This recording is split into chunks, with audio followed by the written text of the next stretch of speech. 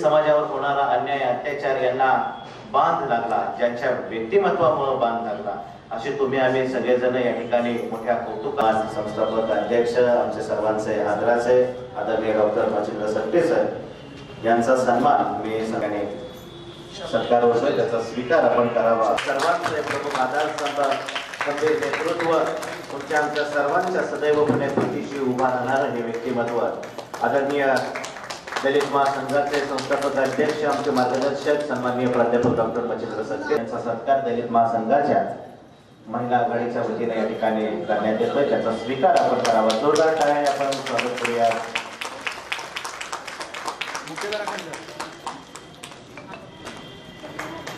त्याचबरोबर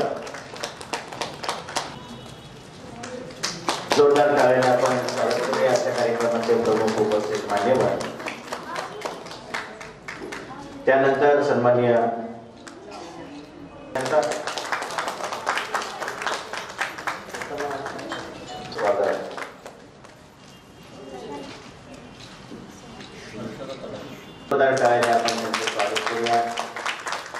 त्याचबरोबर सन्माननीय सीमाजी आवळे महासंघ महिला आघाडीच्या वतीने त्यांचा सन्मान करणं हे देखील तितकंच महत्त्वाचं काम तुमचं आमचं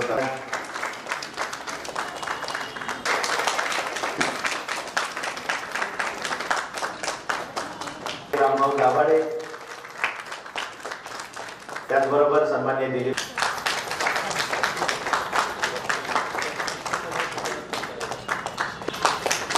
त्याचबरोबर या आघाडीचा कार्यक्रम घेण्यामध्ये ज्यांचा नेटकं नियोजन सूत्रसंचालक असणारे आमचे खास जवळचे परमस्नेही हरिभाऊ बल्ला मजली असणार काही पदाधिकारी या ठिकाणी मेळाव्यासाठी उपस्थित आहेत, त्यांचा देखील सन्मान या ठिकाणी आमच्या दलित महासंघ महिला आघाडीच्या वतीने करण्यात येतोय।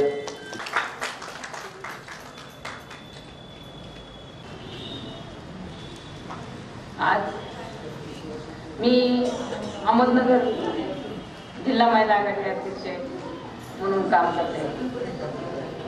आज सावित्रीबाई फुले यांच्या जयंतीनिमित्त महिला मेळावा घेण्यात आलेला आहे। मला खूप आनंद वाटतो की महिला सगळ्या जमा झाल्याचा, आणि मला जास्त काही भाषण येत नाही तरी मी या जयंतीनिमित्त मी आज 2 शब्द बोलते। आणि मी 98-99 मध्ये निवडून आले आणि सरपंच झाले आणि आम्हाला सुलगे पाटलांनी दलित महासंघाबद्दल सांगितलं का दलित महासंघ खूप चांगलं काम करतो, गोरगरिबाच्या अन्यायाला मदत करतं असं आम्हाला थोडक्यात सुलगे पाटलांनी सांगितलं। मग आम्ही सुलगे पाटलाच्या भरवसा ठेवला आणि दलित महासंघाचं काम आम्ही आज 25 वर्षापासून करतोय। खूप दलित महासंघ खूप छान आहे आणि खूप गोरगरिबाला न्याय देतो। धन्यवाद। मॅडम यांच्या हस्ते त्यांचं या ठिकाणी स्वागत होत आहे। आज सावित्रीबाई फुले यांच्या 191व्या जयंती निमित्तानं हा महिलांचा मेळावा आयोजित केलेला होता।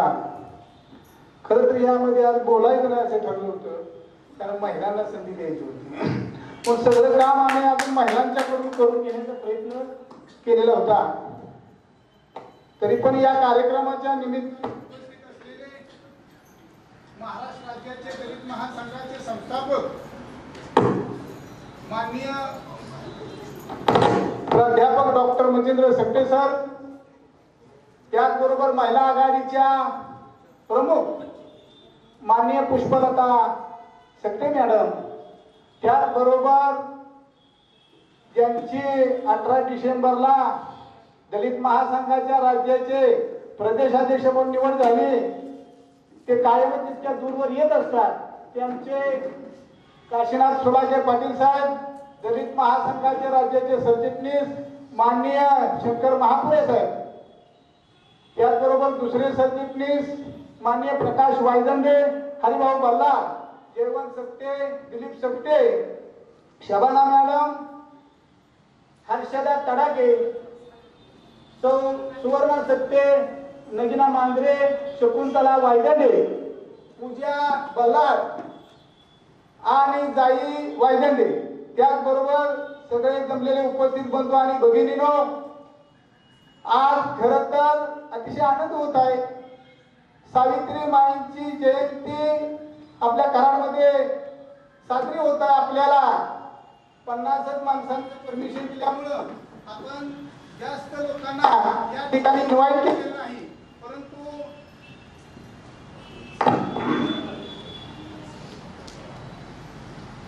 सावित्रीमाई या महात्मा फुले यांच्या सहचारिणी आणि त्यांच्या बंदच राहू द्या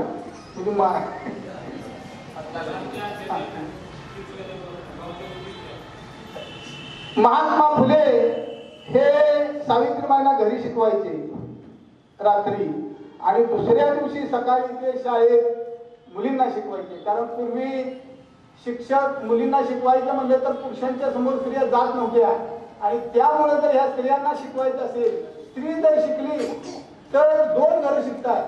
असं असल्यामुळे स्त्रीला पहिल्यांदा शिकवलं पाहिजे हे महात्मा फुलेंचे विचार होते.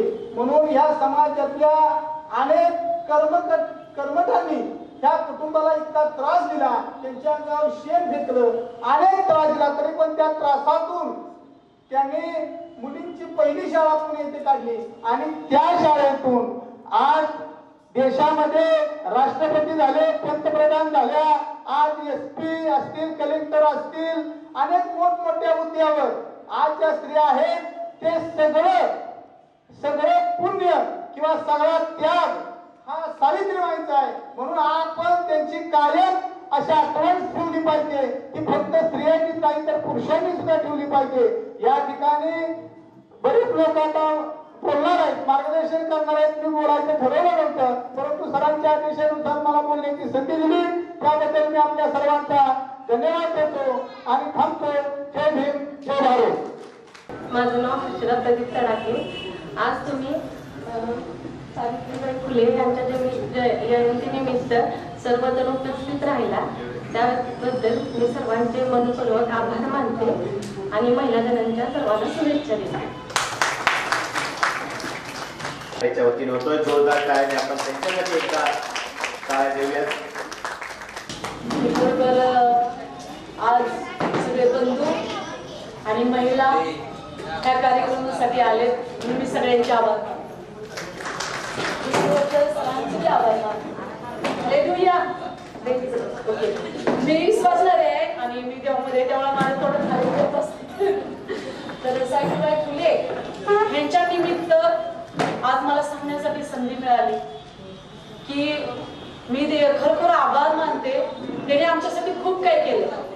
एक महिला म्हणून आज तुम्हाला माहित नाहीये, महिलांना बाहेर येण्याची परवानगीच नव्हती, महिला शिकू शकत नव्हत्या, महिलांना शिकण्याचा अधिकारच नव्हता, मूल आणि चूल. तर सावित्रीबाई फुले यांचं पती स्वतः त्यांना शिकवत होते आणि कुठला पती असं करू शकतोय का? तर त्यांनी केलं.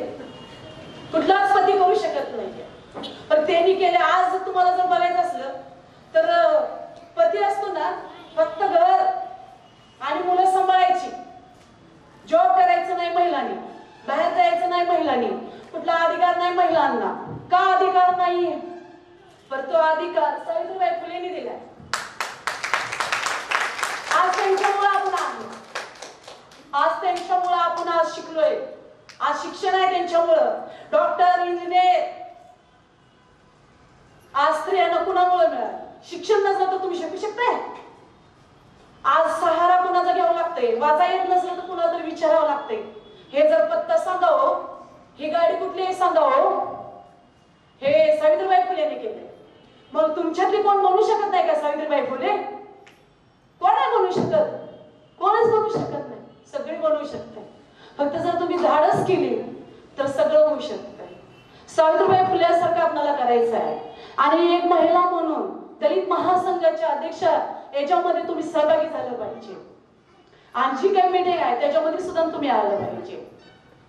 आणि जी त्यांनी तुम्हाला धाडस खरोखर दिलेलं आहे एक स्त्रियांना, ती स्त्रियांनी जी धाडस दिलेली ती धाडस केली पाहिजे. आज तुमच्या मुली कुणामुळे शिकत आहेत ह्यांनी जर धाडस केली नसते सावित्रीबाई फुलेने तर आपण नाही. आज स्त्रियांना नेहमी वाटतं की आम्ही काही करू शकत नाही. स्त्रियांना नेहमी वाटते. सर म्हणते तुम्ही अध्यक्ष व्हा, दलित महासंघाचे अध्यक्ष व्हा. आम्हाला पाठवत नाहीयेत, आमचं पती पाठवत नाहीत, आम्ही कसं? धाडस करा. आमचे महापुरे शंकर अध्यक्ष त्यांच्यातच आम्ही राहिलाय. त्याने आम्हाला सांगितलं तुम्ही अध्यक्ष व्हा. अध्यक्ष आम्ही कसं होणार? आमचं पती आम्हाला बाहेर पाठवत. पण तुम्ही एकदा धाडस करा. आज जेव्हा त्यांनी आम्हाला एक धाडस करायला शक्ती दिली, मनीषा महापुरे त्यांची पत्नी तिने सुद्धा आम्हाला सांगितलं की तुम्ही बाहेर या, सोडा आता घर. जोपर्यंत तुम्ही बाहेर येत नाही तोपर्यंत दुनिया काय आपल्याला कळणार नाहीये. हालेलुया. ओके, माझ्याकडे हालेलुया. मी पास्टर आहे, सारी मला समजून घ्या. आणि खरोखर मला आज इथं येण्यासाठी आज हा दिवस आमचे अध्यक्ष शंकर महापुरे यांच्यामुळे मी इथं आलेलो आहे. मी कधी मीटिंग मध्ये वगैरे काही गेलेलं नाहीये. मी पास्टर आहे, त्यामुळे माझ्या डोक्यात पास्टरचाच विचार असणार आहे. त्यामुळे मला समजून घ्या की मी काय चुकलं असलं तर मला माफ करा. यशवंत व्हा, कीर्तिवंत व्हा. आपल्या शैक्षणिक कार्याचा झेंडा अटकेपार जाऊ द्या. असंच या ठिकाणी आपण दलित महासंघ आयोजित महिला आघाडीच्या आजच्या या महिला मेळाव्याचे कार्यक्रमाचे अध्यक्ष आपल्या सर्वांचे श्रद्धेय दलित महासंघ आणि बहुजन समता पार्टीचे संस्थापक राष्ट्रीय नेते प्राध्यापक मच्छिंद्र सकसे, दलित महासंघाच्या महिला आघाडी अध्यक्ष आणि समतावादी महिला मंचाच्या अध्यक्षा प्राध्यापिका पुष्पताई चपटे, या क्रांती मंचावर उपस्थित असलेले दलित महासंघाचे राज्य सरचिटणीस प्रकाश भाऊ, त्यानंतर दुसरे राज्य सरचिटणीस महापुरे सर, माझ्यासोबत अहमदनगरहून आलेल्या दलित महासंघाच्या महिला आघाडीच्या अध्यक्ष अरुणाताई कांबळे, क्रांती मंचावर उपस्थित सर्व महिला, दलित महासंघाचे राज्यभरातील कार्यकर्ते, बंधू आणि भगिनींनो, या कार्यक्रमाचे आयोजक हर्षदा तडाके, शबाना मुजावर, विद्या दाभाडे, सुवर्णाताई सकटे, नगीना मांजरे, शकुंतला वायदंडे, श्यामलाताई सकटे, सौ स्वाती बडेकर, नंदा वायदंडे, शशिकला सातपुते, जाई वायदंडे, प्राध्यापिका कुमारी पुष्पा भल्लाळ, सर्वच उपस्थित बंधू आणि भगिनींनो, मित्र हो, आज दलित महासंघाच्या माध्यमातून महिला आघाडी मेळावा सावित्रीबाई फुले यांच्या जयंतीच्या दिवशी आपण आयोजित केलेला आहे. खऱ्या अर्थाने महिला सक्षमीकरण झालं पाहिजे हा विचार ज्यांनी कृतीतून समर्थपणे सक्सेस करून दाखवला, त्यांच्या जन्मदिवशी आपण दलित महासंघाच्या वतीने महिलांचा मेळावा आयोजित केलेला आहे. महिला सक्षम का झाल्या पाहिजे? 18व्या शतकामध्ये फुले दाम्पत्यांनी या महिलांचा विचार केला. त्यांना आत्ताच आमच्या कांबळे मॅडमनी सांगितलं की चूल आणि मूल याच्या पलीकडे महिलांना अधिकार नाही. का नव्हते? तर आपल्या काळामध्ये, आपल्या जुन्या काळामध्ये मनुस्मृती ही कायदे संहिता होती आणि त्या मनुस्मृतीने खऱ्या अर्थाने महिलांना कुठंच 4 वर्णामध्ये सुद्धा त्यांना गणलं नाही. त्यामुळे तिथून पुढची सगळी परंपराच अशी होती की महिला म्हणजे गृहीत धरल्यासारखेच होते. त्यांना कुठलेच अधिकार नव्हते, चूल आणि मूल. आणि महिलांना जर सक्षम केलं तर निम्म्या महिलाच असतात ना. भारताची लोकसंख्या जर आज 130 कोटी आहे तर मला वाटतं 65-60% महिला आहेत. जर देश पहिला सुधारायचा असेल, सक्षम बनवायचा असेल, तर मला वाटतं 65% त्यांच्याकडे जर लक्ष दिलं तर निश्चितच आपोआप बाकीचे पुरुष तर मंडळी सुधारलेलीच असते. म्हणजे 100% उद्दिष्ट जर साध्य करायचं असेल तर खरं प्राधान्य महिलांना दिलं पाहिजे. आणि ते देण्यासाठी डॉक्टर बाबासाहेब आंबेडकरांनी राज्यघटनेच्या द्वारे फुले आणि सावित्रीबाई फुले आणि महात्मा ज्योतिराव फुले यांचे विचार खऱ्या अर्थाने घटनेमध्ये रूपांतरित करून कायद्याद्वारे त्यांना हक्क आणि अधिकार प्रदान करून महिलांचं सक्षमीकरण करण्याचं काम या घटनेच्या माध्यमातून आता आपल्याला करता येते. आणि म्हणून आपण आज हा मेळावा घेऊ शकलो. नाहीतर महिलांना चूल आणि मूल या पलीकडे काहीच स्वातंत्र्य नव्हतं. आज मी जास्त बोलणार नाही, कारण दलित महासंघाचा हा मेळावा नाही, फक्त महिलांचा आहे. महिलांना सक्षम करण्यासाठी दलित महासंघ कायमस्वरूपी आपल्या बरोबर राहणार आहे. मी फक्त एक उदाहरण घेईन की दलित महासंघाच्या अहमदनगरच्या महिला आघाडी अध्यक्ष म्हणून मी ज्यावेळेस कांबळेताईंना नियुक्त केलं, त्यावेळेस कांबळेताईंनी त्यांच्या नगरपासून भिंगर आणि शहापूर केती ग्रुप ग्रामपंचायत आहे, त्यांनी स्वतः दलित महासंघाचा पॅनल तयार केला आणि निवडून आणला पूर्णपणे. नगर तालुका पंचायत समितीमध्ये त्यांचा सत्कार झाला का की नगर तालुक्यामध्ये सगळ्यात जास्त योजना राबवणारे ग्रामपंचायत म्हणून त्यांची निवड झाली. सांगायचं तात्पर्य, महिलांना जर तुम्ही संधी दिली, त्यांना जर संधी दिली तर त्या संधीचं सोनं निश्चित करतात. आणि त्या पद्धतीने भविष्य काळामध्ये आपल्याला सुद्धा बहुजनाच्या महिलांना पुढे आणण्याचं काम, कारण आता ज्या महिला शिकल्या सुधारल्या त्या सगळ्या सवर्ण मधल्या आहेत. अजूनही खऱ्या अर्थाने बहुजनातल्या महिलांना शिक्षणाचं एवढं महत्व कळलेलं नाही का काय झालेलं आहे. संधी तर बाबासाहेबांनी सर्वांना समान दिलेली आहे, परंतु अजूनही मला असं वाटतं बहुजनातल्या महिला मागे आहेत. शिक्षणाचं महत्व त्यांना पटलेलं दिसत नाही. रामभाऊंनी सांगितलं की महिला शिकली तर दोन नाही होतो, संपूर्ण पिढी दोन पिढ्या ती सुधारवते, सक्षम करते, सुशिक्षित करते. म्हणून महिला सक्षमीकरण, महिला सुशिक्षित झाल्या पाहिजे आणि त्या सक्षम बनल्या पाहिजे. यासाठी दलित महासंघाला जे काम करावं लागेल ते राज्यभर करण्याचं काम या पुढील काळामध्ये दलित महासंघाच्या माध्यमातून मी आपल्याला आश्वासन देतो की आम्ही सक्षमपणे आपल्या पाठीमागे आहोत. आपण पुढे या, अजिबात भिवू नका. यात किंचितही कुठल्याही प्रकारचं तुम्हाला जर सहकार्य लागत असेल तर मनामध्ये किंतु बाळगू नका, अशा प्रकारचं आश्वासन देतो. आणि पुन्हा महिला आघाडीच्या आमच्या नगरच्या याच्याबद्दल सांगतो की आजही 13 लोकांची ग्रुप ग्रामपंचायत आहे सर. 7 लोक त्यांचे आहेत. दलित महासंघाचा पॅनल आहे. दलित महासंघ पॅनलच्या 7 लोक आहेत आणि त्यांची सत्ता त्या ग्रामपंचायतीवर आहे.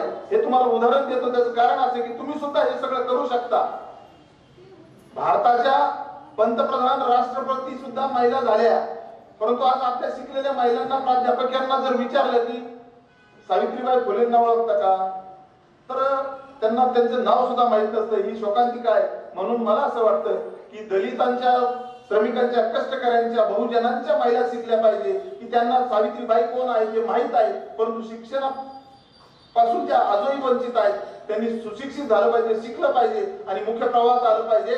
आणि खऱ्या अर्थाने मग सावित्रीबाईंचं स्वप्न साकार करण्याचं काम तुम्ही करताल असा विश्वास दलित महासंघाला वाटतो. आणि आपल्या खंबीरपणे दलित महासंघ पाठीमागे राहील असं आश्वासन देतो. आणि या ठिकाणी संयोजकांनी मला बोलावून 2 शब्द बोलण्याची जी संधी दिली त्याबद्दल आपले सर्वांचे मनपूर्वक आभार मानतो. जय भीम, जय भारत, जय लवजी. जय भारत. सत्यशोधक महात्मा ज्योतिबा फुले, भारतरत्न डॉक्टर बाबासाहेब आंबेडकर, सावित्रीबाई फुले, अण्णाभाऊ साठे यांच्या विचारांना सर्वप्रथम मी वंदन करते. आणि आज सावित्रीबाई फुले जयंती आणि महिला मेळाव्यासाठी इथं उपस्थित असलेले दलित महासंघाचे संस्थापक अध्यक्ष डॉक्टर मच्छिंद्रजी सत्तेसाहेब, प्रदेशाध्यक्ष काशीनाथ सुलाके पाटील, दलित महासंघाचे नेते शंकरराव महापुरे, प्रकाश भाऊ वैदंडे, दिलीप सकटे, आमच्या जिल्हाध्यक्षा सीमा आवळे, कल्पना कांबळे, ज्योती अवघडे, सुनीता चव्हाण, साधना वाघमारे, सुनीता थोरात, मनीषा महापुरे, नगीना मांजरे, शबाना मुजावर, राणी चव्हाण, चंद्रभागा कांबळे, शकुंतला वायदंडे, सुवर्णा सकटे, हर्षदा तडाके आणि उपस्थित सर्वच दलित महासंघाचे पदाधिकारी आणि बंधू-भगिनींनो, अरुणाताई आमच्या नगरच्या त्यांचं नाव आहे. आज सावित्रीबाईंच्या जन्मदिवसानिमित्त आणि महिला मेळाव्यानिमित्त आपण सगळे उपस्थित आहात. 3 जानेवारी 1831 हा सावित्रीबाईंचा जन्मदिवस. सावित्रीबाईंचं गाव सातारा जिल्ह्यातील नायगाव. खरं म्हटलं तर मी एकच सगळ्यांना सुरुवातीलाच एक प्रश्न विचारेन. आपण जर एकमेकाशी बोललो तर आणखीन कार्यक्रम चांगला होईल. नायगाव हे सावित्रीबाईंचं जन्मगाव माहिती असावं सगळ्यांना असं मी समजून जाते. परंतु नायगावला त्यांचं जन्मगाव बघण्यासाठी कोण कोण गेलं किंवा बघावे अशी कधी कोणाची इच्छा झाली का? हे वाईट आहे, हे दुःख आहे. ज्यांच्यामुळं आज आपण इथं आहे तर त्यांची पहिली शाळा पुण्यामध्ये बुधवार पेठेमध्ये त्यांनी पहिली मुलींची शाळा सुरू केली. आपण मुलींची शाळा जी बघूया का, कशी आहे, काय आहे, हे कधी आपल्याला वाटलं का? नाही वाटत.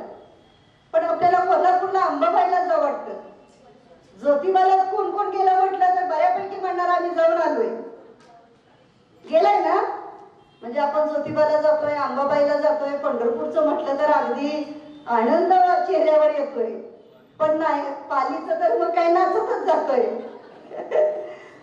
पण नायगावला जर जायचं म्हटलं, त्यांचं तिथलं बघूया, त्यांचं घर बघूया, त्यांचं लहानपण कसं गेलं, तिथं त्यांच्या काही संकलन करून ठेवलेले आहेत त्यांच्या आठवणी, त्या खरं तर बघायला पाहिजे.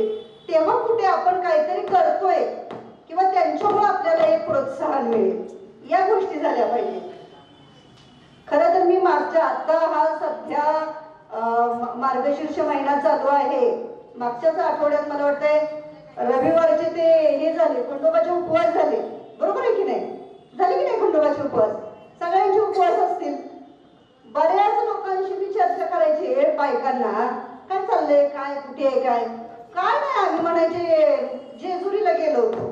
जेजुरीला अचानक कोरोना वगैरे नाही, ते खंडोबाचे रविवारचे उपवास सोडायला जेजुरीला. काय सांगायचं बायकांचं, काय बोलायचं?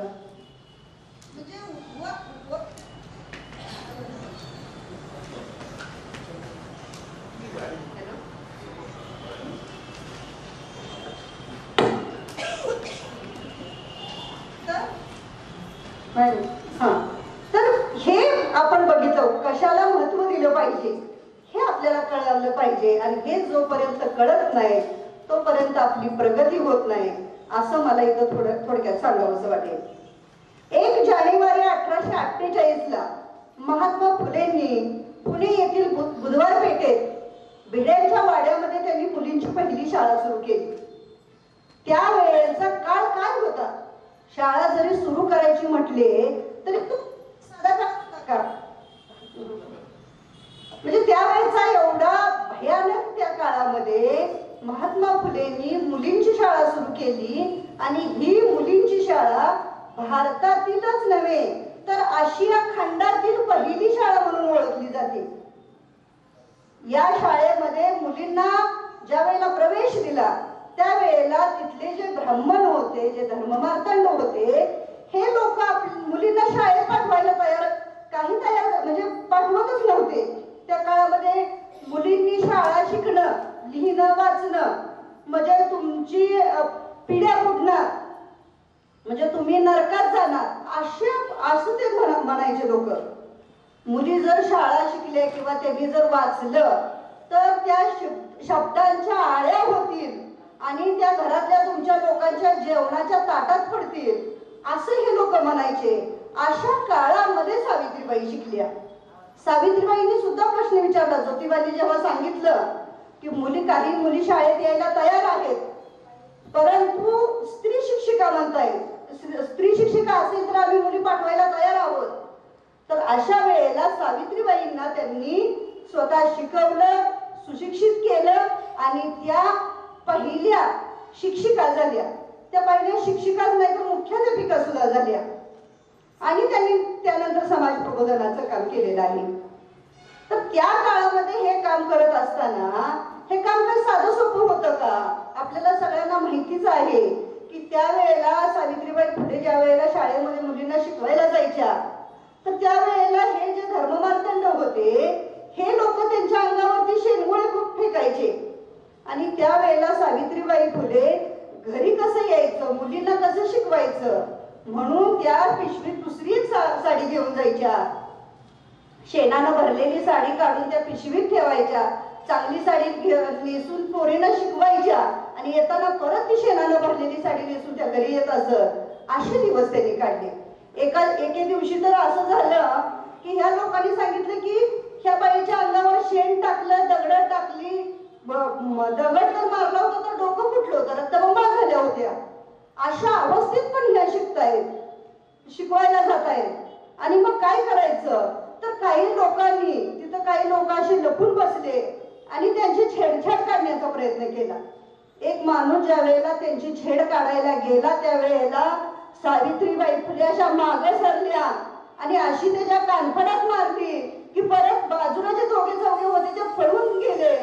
म्हणजे वेळ आली तर त्याला कानफडीत मारायला सुद्धा सावित्रीबाईंनी कमी केलं नाही. ही गोष्ट ही 200 वर्षापूर्वीची आहे. त्या काळामध्ये एवढ्या धाडसानं त्यांनी केलं. सावित्रीबाईंनी फक्त शिक्षण, आपण म्हणतो त्यांनी शिकवलं, मुलींना सुशिक्षित केलं, शाळा काढली, आपल्याला एवढं ठराविक ज्ञान माहिती आहे. पण सावित्रीबाईंनी अनेक क्षेत्रात काम केलेलं आहे. सावित्रीबाईंनी फक्त मुलींना शिकायला शिकवलं नाही, म्हणजे लिहायला आणि वाचायला एवढं शिकवलेलं नाहीये, तर त्या मुलींना त्यांनी काय लिहायचं, काय वाचायचं आणि समाजाला विरोध करायला, धर्माला विरोध करायला शिकवलं. आपल्यावरती अन्याय अत्याचार करणाऱ्या लोकांना विरोध करायला शिकवलं. हे काम त्यांनी केलं. ज्या वेळेला पहिली शाळा सुरू झाली त्यावेळेला त्या शाळेमध्ये 8 मुली होत्या आणि त्या 8 मुलींमध्ये एक मुलगी मुक्ता साळवे मातंग समाजातली आणि दुसरी मुलगी फातिमा शेख ही मुस्लिम समाजातली, अशा 2 मुलींचा समावेश होता.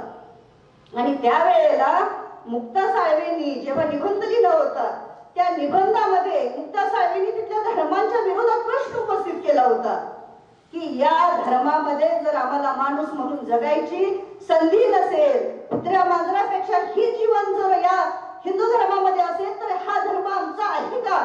आणि ह्या धर्माला आम्ही आमचं का म्हणायचं, या धर्मामध्ये आम्ही का जगायचं, हा प्रश्न तिने त्यावेळेला उपस्थित केला होता. आणि धर्माच्या आणि जातीच्या विरोधामध्ये प्रश्न उपस्थित करणारी जगातली ती पहिली महिला होती. हे सावित्रीबाईंचं काम आहे. फातिमा शेख त्यांच्याबद्दल काय सांगायचं? त्या तर महात्मा फुले आणि सावित्रीबाईंच्या कार्यावरती एवढ्या प्रभावित झाल्या की त्यांनी आपलं संपूर्ण आयुष्य हे त्यांच्या बरोबर काम करण्यात मी घालवेन अशा म्हणून त्या काम करायला लागल्या. आणि दुसरी शिक्षिका मला वाटतं फातिमा शेख झाल्या. म्हणजे हे काम केलं. फक्त आता आपण बघतो शिक्षिका असेल, आपलं शिक्षण शाळेत मुलांना शिकवायचं आणि घरी येऊन काय असेल तो संसार प्रपंच. तर हे नको करायला. म्हणजे आपल्याला आपण शिक्षित झालो हे बरोबर आहे, पण आपल्या बरोबर आपण आपल्या आसपासच्या, अगदी तुम्ही गावभर महाराष्ट्रभर जिल्हाभर काम करा असंही काही नाही, पण आपले नातेवाईक असतील, आपल्या जवळचे असतील, आपले शेजारी असतील, त्यांच्यासाठी जरी आपण थोडंफार काही करू शकलो तरी आपण सावित्रीबाईंचं कार्य पूर्ण झाल्यासारखं त्यांना वाटेल. अगदी साधी गोष्ट सांगायची म्हटली तर आपल्या शेजारी एखाद्या मुलीचं लग्न लवकर होत असेल, 16, 17, 15 वर्ष लग्न होत असेल, शाळेत जर हुशार असेल तरी एक शब्द, आपल्या एका शब्दामुळं त्या विद्यार्थींचं आयुष्य बदलू शकतो.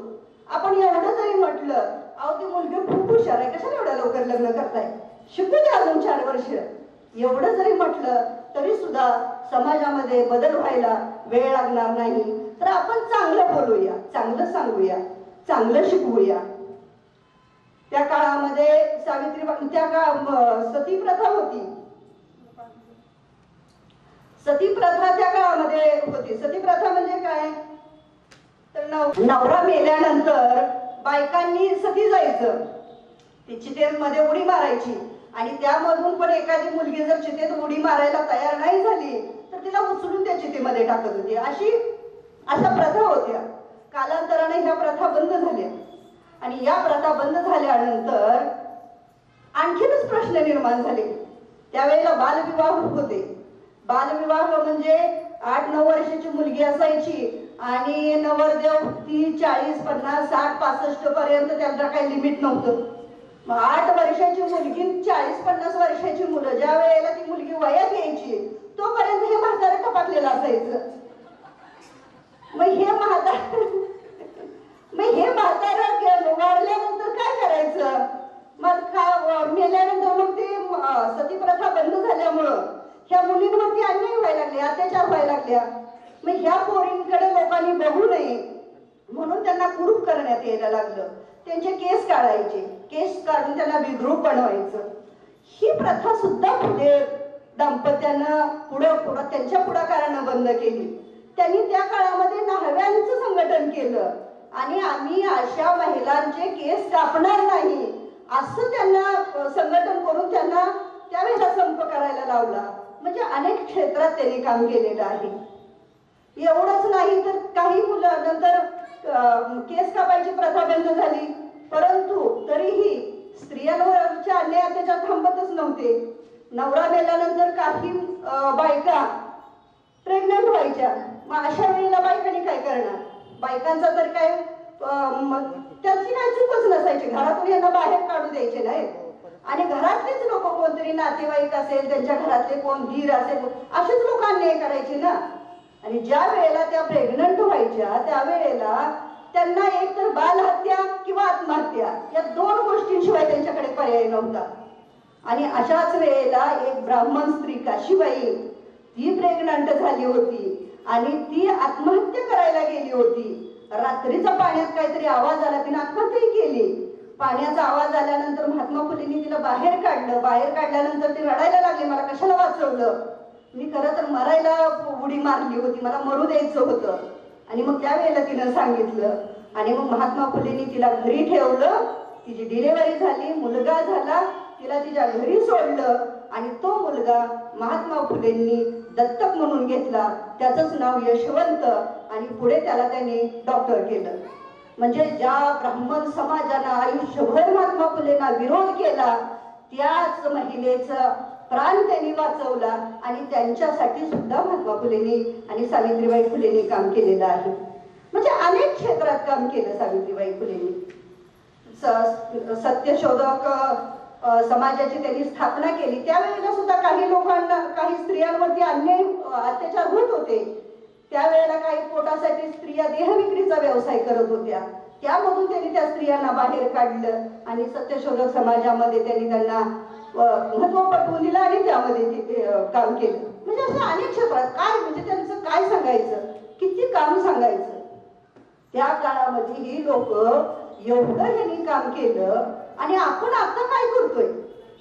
आपल्याला एवढ्या सोयी आहेत, सुविधा आहेत. आता तर त्या वेळेला जो जातीवाद होता आता सुद्धा आहे, नाही असं नाही, पण किमान त्या तुलनेत तरी कमी आहे.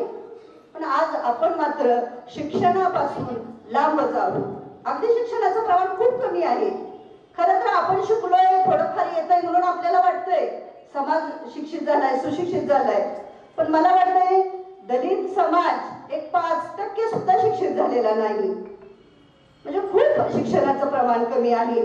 त्यामध्ये तर लिहिता वाचणं 5वी, 6वी, 7वी एवढं शिक्षण आहे. उच्च शिक्षित तरी खूप प्रमाण कमी आहे. म्हणजे समाजाचं प्रमाण कमी आहे आणि त्यामध्ये महिलांचं, मुलींचं तर अजून त्याहीपेक्षा कमी. आणि त्याहूनही एक वाईट गोष्ट अशी की ज्या शिकले त्या तरी काय करतायत?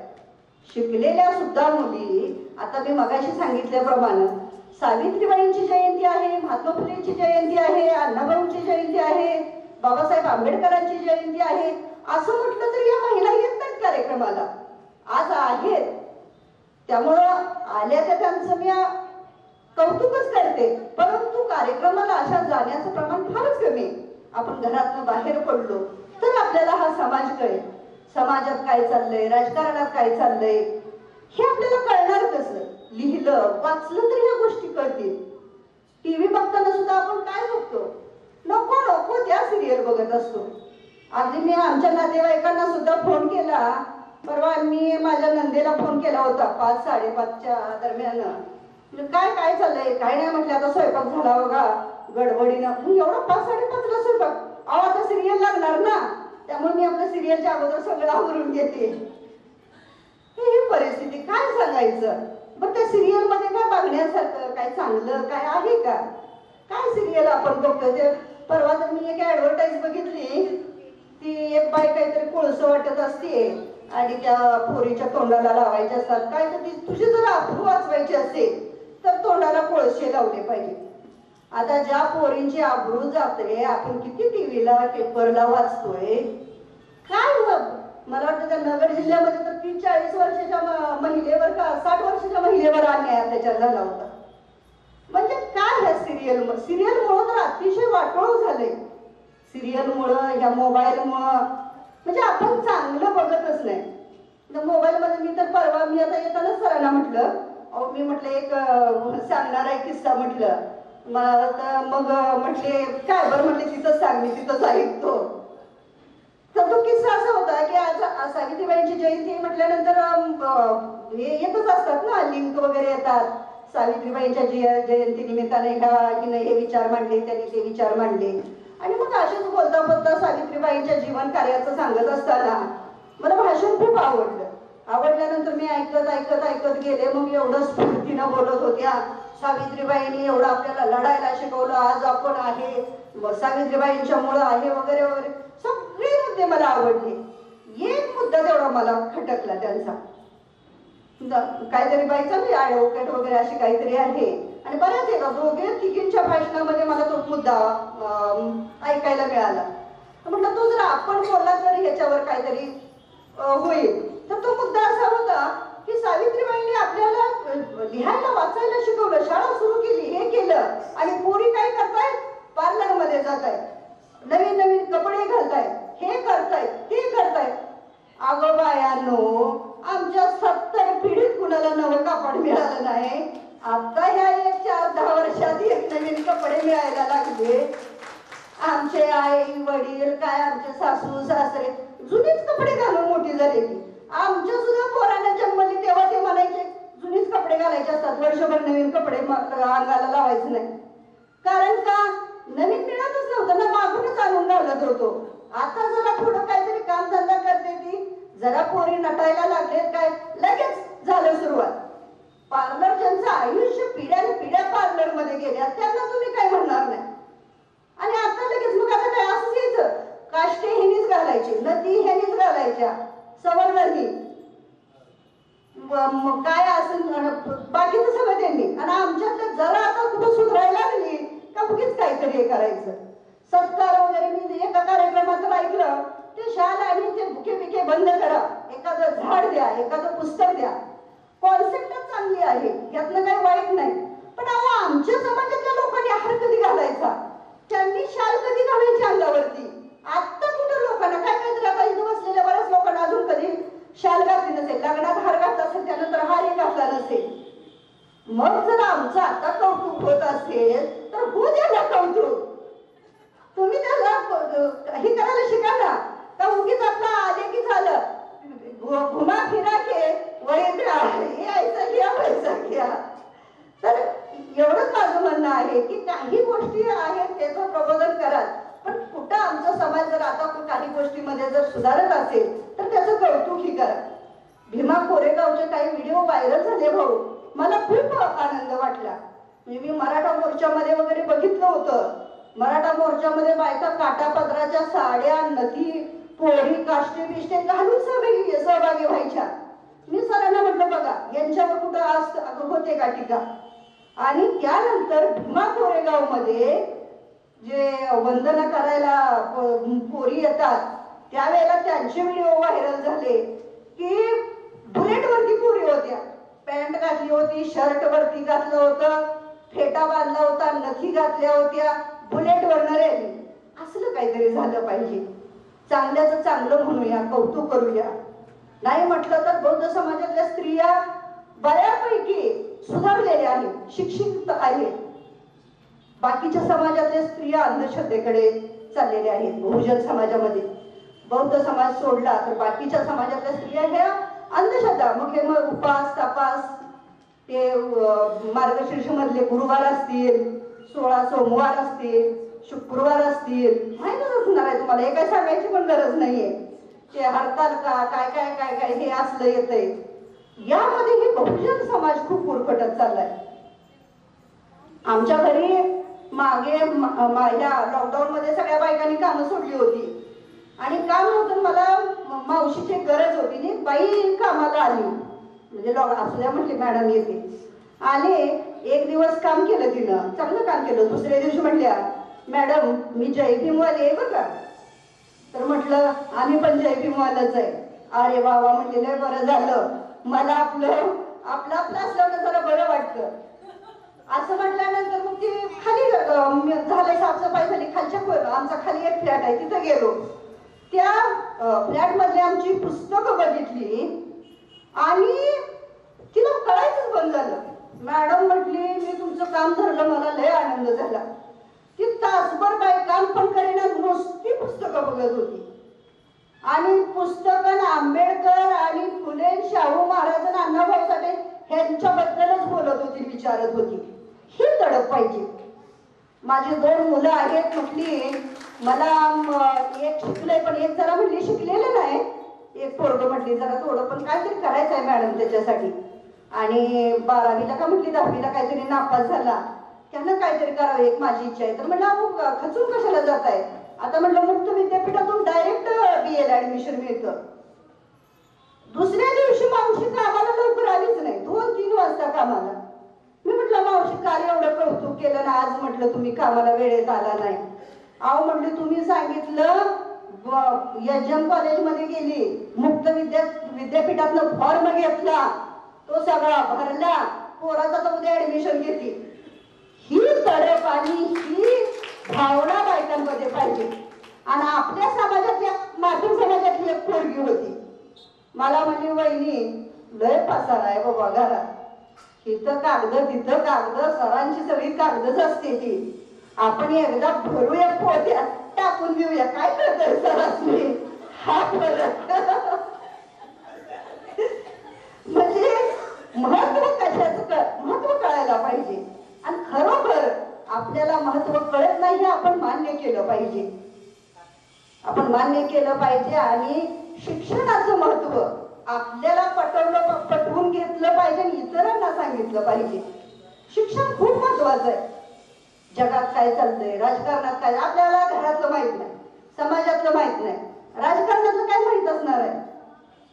आता राजकारणामध्ये आपण बघतो आपले मुख्यमंत्री साहेब उद्धव ठाकरे हे इलेक्शन सुरू व्हायच्या अगोदर अयोध्येला गेले होते, महाआरती केली, हिंदू धर्म असा, हिंदू धर्माबद्दल किती आपण ऐकलं, मग सगळ्यांनी ज्यांना माहित आहे की तर ऐकलंच असेल. ते हिंदू धर्माचं नाव घेऊन एवढं राजकारण करतात आणि त्यांचा मुलगा काय करतो, एका हिवाळीला घेऊन ती फिरत असतोय. म्हणजे ह्यांचं बघून आपणच आपली जात पाहिजे, आपण जातीत धर्मात अडकायला लागलोय. तर खरं आपण ह्या जातीतनं धर्मातनं ह्या अंधश्रद्धेतनं बाहेर पडलो पाहिजे. सगळ्या प्रथा परंपरा काय असेल, लक्ष्मीचं व्रत आपल्याच घरात कशाला पाहिजे आपल्याला. हाच वेळ आपण जर ही जी श्यामबाईच्या कथा ऐकण्यापेक्षा सावित्रीबाईंचं चरित्र वाचूया, जिजाऊंचं चरित्र वाचूया, शिवाजी महाराजांचं वाचूया, महात्मा फुलेंचं वाचूया, शाहू महाराजांचं वाचूया, आंबेडकरांचं वाचूया, काहीतरी त्यातनं प्रोत्साहन तरी मिळेल. याच्यात काय आपण अजून मागे जातोय. तर आपण पुढे जायच्या ऐवजी आपण मागे चाललोय हे आपल्याला कळालं पाहिजे. आपण इतरांचं कौतुक करतो, आपल्या मुलींचं काय करतो, आपल्या मुलींना आपण पाहिजे ती संधी देतो, आपल्या मुलींमध्ये आपण बाकीचं एखाद्या मुलीचं एखाद्या हिरोईन एखादी चांगलं काम केलं आपण किती कौतुक करतो तिचं, पण आपली पोरगी हिरोईन व्हावी म्हणून आपण काही काम करतो का? नको नको, आमची साधी मैत्रिणी बरोबर बाहेर त्या कॅफेमध्ये जाऊन येते म्हटली तरी आपण म्हणतो नाही नाही ह्यांना आवडणार नाही. तर वेगवेगळ्या क्षेत्रात आपल्या पोरी गेल्या पाहिजे. मग क्रीडा क्षेत्रात असेल, शैक्षणिक असेल, सामाजिक असेल, राजकारण असेल, आणि त्यासाठी आपण त्यांना सपोर्ट केला पाहिजे, आपण त्यांना ताकद दिली पाहिजे, आपण त्यांना उभं केलं पाहिजे. खरं तर मुलींच्या वरती अन्याय म्हणजे आता अनेक क्षेत्रामध्ये आपण म्हणतो स्त्रियांवरती अन्याय होतोय, मुलींवरती अन्याय होतोय, हे होतंय ते होतंय. खरं आपण आपलं निरीक्षण करूया, आपण आपल्या मुलींवर अन्याय करतो का हे एकदा बघूया. आपण जन्मापासूनच खरं तर आपणच आपल्या मुलींवरती अन्याय करतोय. मुलगा मुलगी आपण भेद करतोय. मी बघितलं, आम्हाला आता अगोदर मला एवढं काही लक्ष नव्हतं, पण आता आम्हाला नात झाल्यामुळं मी या गोष्टी बारकाईनं बघायला लागली. सुरुवातीला आम्हाला मुलं झाली तेव्हा मीही एवढी मॅच्युअर नव्हती, त्यामुळे मी एवढं कॉन्शियसली बघत नव्हती. पण आता मी ऑब्झर्व करायला लागले. आम्ही पाळणा घ्यायला गेलो तर तो दुकानदार म्हटला पिंक पाळणा पाहिजे का ब्ल्यू? म्हटलं पिंक आणि ब्ल्यू घे कुठला तरी. तर म्हटलं नाही, मुलगा असेल तर ब्ल्यू कलरचा पाळणा घेतात आणि मुलगी असेल तर पिंक कलरचा पाळणा घेतात. म्हणजे ह्या लोकांनी काय केलंय बघा, ह्या समाजकंटकांनी काय केलंय बघा, पाळण्यापासून भेदभाव निर्माण करायचा प्रयत्न केलाय. कपडे घेताना मुलीला फ्रॉकच घातला पाहिजे का? काय मुलाला ड्रेसच, मुलाला हे करताना तो मुलगा आहे कसाही राहू शकतो, मुलीला नाही असं नाही पाहिजे, असं बसायचं, असं नाही बोलायचं. म्हणजे लहानपणापासूनच मुलानं कसं बोलायचं आणि मुलीनं कसं बोलायचं, काय करायचं हे आपण खेळ सुद्धा बघा. मुलाला खेळ खेळायचे म्हणजे विटीदांडू खेळायला मुलाला पाठवतो, पण पोरींना नाही, तिला काहीतरी झिपल्या नाही तर काहीतरी असलंच, तिला घरात काय असेल ते. तर ह्याच्यातनं आपण बाहेर आलं पाहिजे. आपणच आपल्या आज कराटेमध्ये पोरी आहेत, कुठल्या क्षेत्रात मुली नाहीत आता बघा.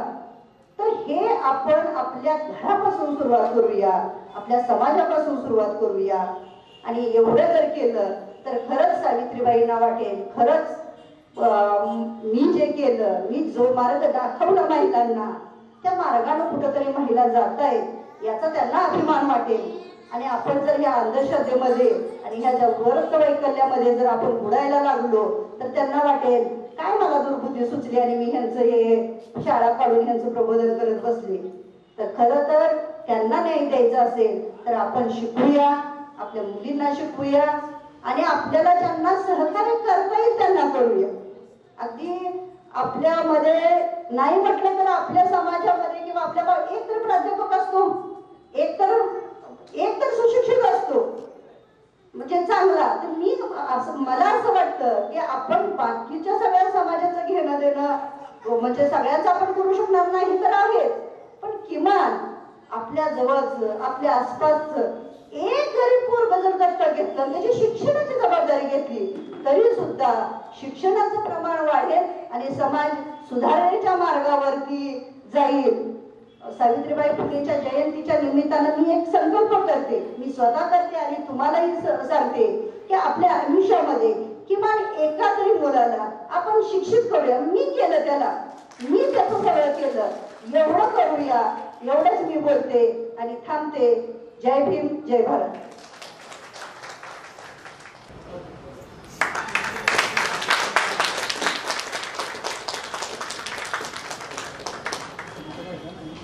संघाच्या महिला आघाडीच्या वतीनं संपन्न होत असलेल्या आजच्या या महिला मेळाव्याच्या कार्यक्रमासाठी विचार मंचावर उपस्थित असलेले दलित महासंघाचे प्रदेशाध्यक्ष काशीनाथ सोलंके पाटील, दलित महासंघाच्या महिला आघाडीच्या अध्यक्षा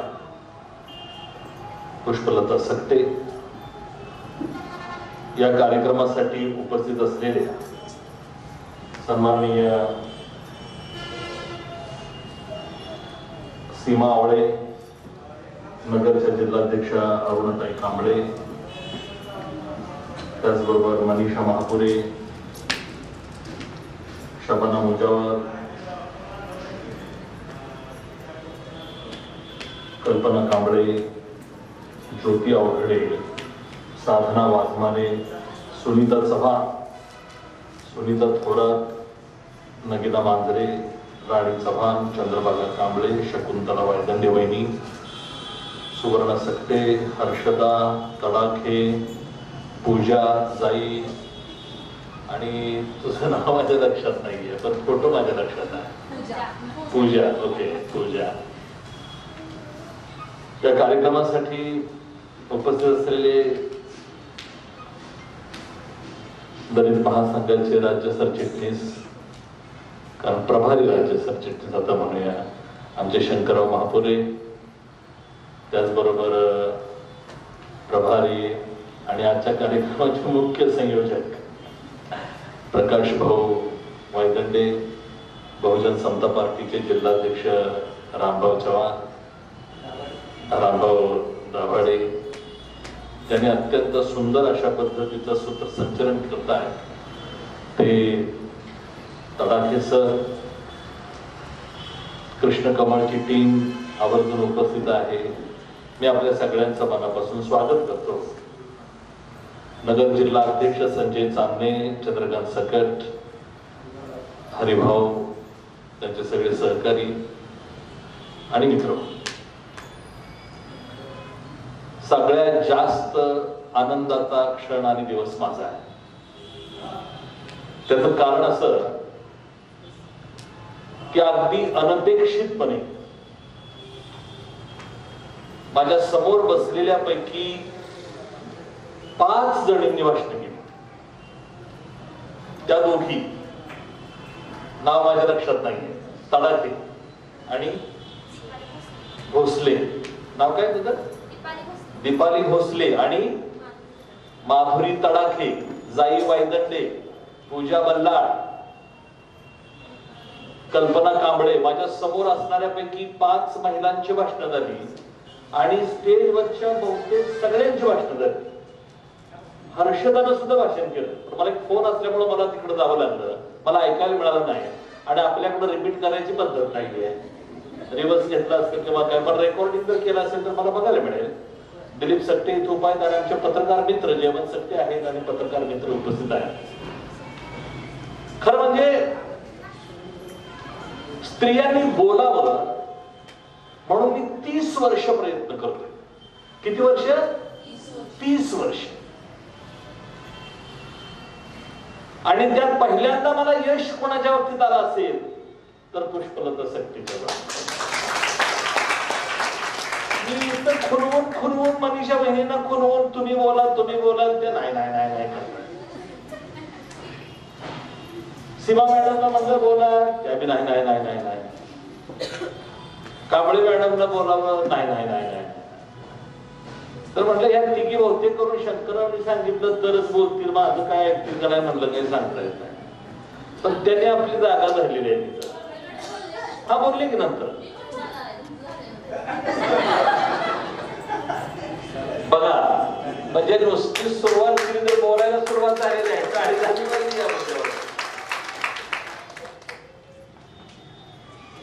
बोललं पाहिजे.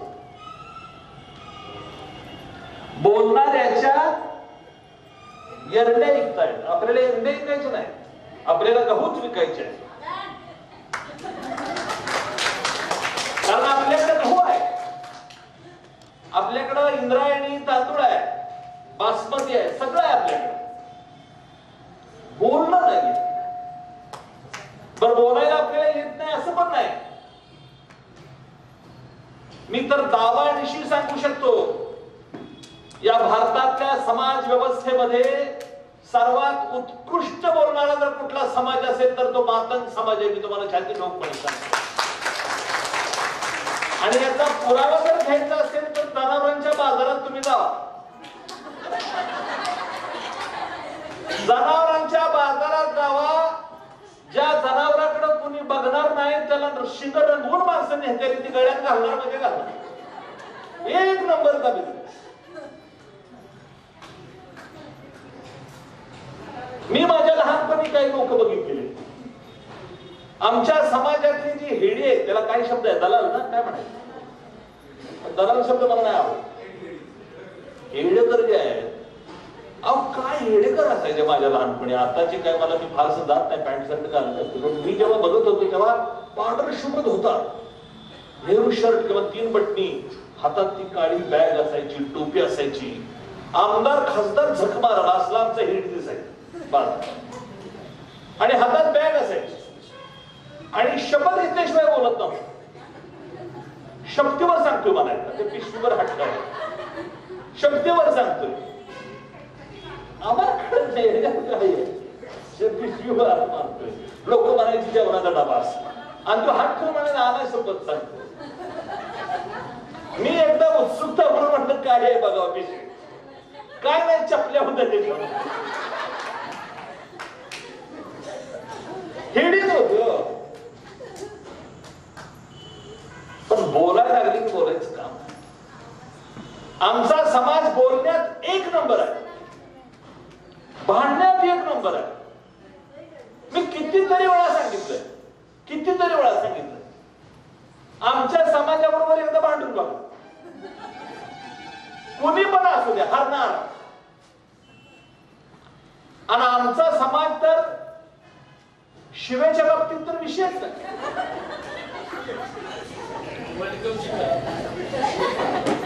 शिवी तर अशी आहे, मी ऐकलीच सगळे शिवे.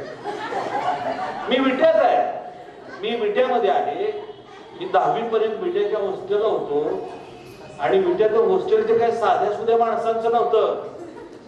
कर्मवीर भाऊराव पाटलांच्या शाळेतला पहिला विद्यार्थी आणि ज्यांचा सत्कार खुद्द महात्मा गांधीने केलाय त्या तात्यासाहेब भिंदरकर हॉस्टेलला मी होतो विट्यात. आणि ते हॉस्टेल प्युअर मांगवड्यात होतं मधी. आम्ही उठताना शिव्या ऐकतच उठायचो आणि झोपूस तर शिव्या ऐकतच झोपत होता. काय शिव्या असायच्या, त्या शिव्यामध्ये जे शब्द आहेत, हे शब्द त्या ब्राह्मणांनी लिहिलेल्या कुठल्याही डिक्शनरीत घालणार नाहीत. असले शब्द मागवण्यात आहेत.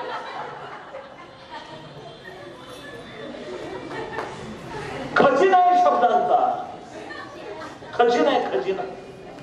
आणि म्हणून अण्णाभाऊ साठे का वेगळे झाले? आजपर्यंत खूप दिग्गजांनी मराठी साहित्यामध्ये आपलं स्थान निर्माण केलं, पण ह्या सगळ्यांची भाषा एकच होती, या सगळ्यांची वाक्यरचना एकच होती, या सगळ्यांच्या साहित्यातली शब्दरचना तीच होती. पण अण्णाभाऊ वेगळे होते कारण त्यातले शब्द मानवाड्यातले शब्द होते, ते गावाला कुणाला माहित नव्हते. एका एका शब्दावरती अण्णाभाऊंच्या, एका कादंबरीवर, कथेवरती लोक संशोधन करायला लागले. काढलंय अण्णाभाऊंनी. आमचा समाज असेल गावाच्या बाहेर, आमचा समाज असेल गरीब, परंतु जशी कोळशेच्या खाणीत हिरा असतो तशा आमच्या समाजामध्ये एक सर्व क्षेत्रामध्ये चमकणारे हिरे आहेत, माणकं आहेत. आणि ते शोधायचं काम खरं तर दलित महासंघाच्या माध्यमातून गेली 30 वर्ष आम्ही करतो. दिलीप सत्ते, आज मी तुमचं मनापासून कौतुक करतो. तुम्ही अशा 2 मुली इथं आणल्या की आता त्या 2 मुली आम्हाला नेहमी पाहिजे. असं म्हटलं त्यांच्या घरातल्यांना आपली अडचणच झाली असणार आहे. ते आणि तुमच्या सगळं भांडार बिंडार काढतात काय काय कोणाचं काय झालंय कोणाचं? अच्छा या मुलींचा. ओके ओके ओके हा हे चुकलं. पण आनंद या गोष्टीचा आहे की इथं अगदी 5-6 वर्षाच्या जशी मुली आहेत तशा 60-70च्या आमच्या आया सुद्धा इथं आहेत. हा चांगली गोष्ट आहे. दलित महासंघानं माणसाला बोलायला शिकवलं, दलित महासंघानं माणसाला लढायला शिकवलं, दलित महासंघानं माणसाला विचार करायला शिकवलं. आणि दलित महासंघाला जर कोणी शिकवलं असेल तर ते ज्योतिबा फुले आणि सावित्रीबाई फुलेंनी शिकवलं, डॉक्टर बाबासाहेब आंबेडकरांनी आम्हाला शिकवलं.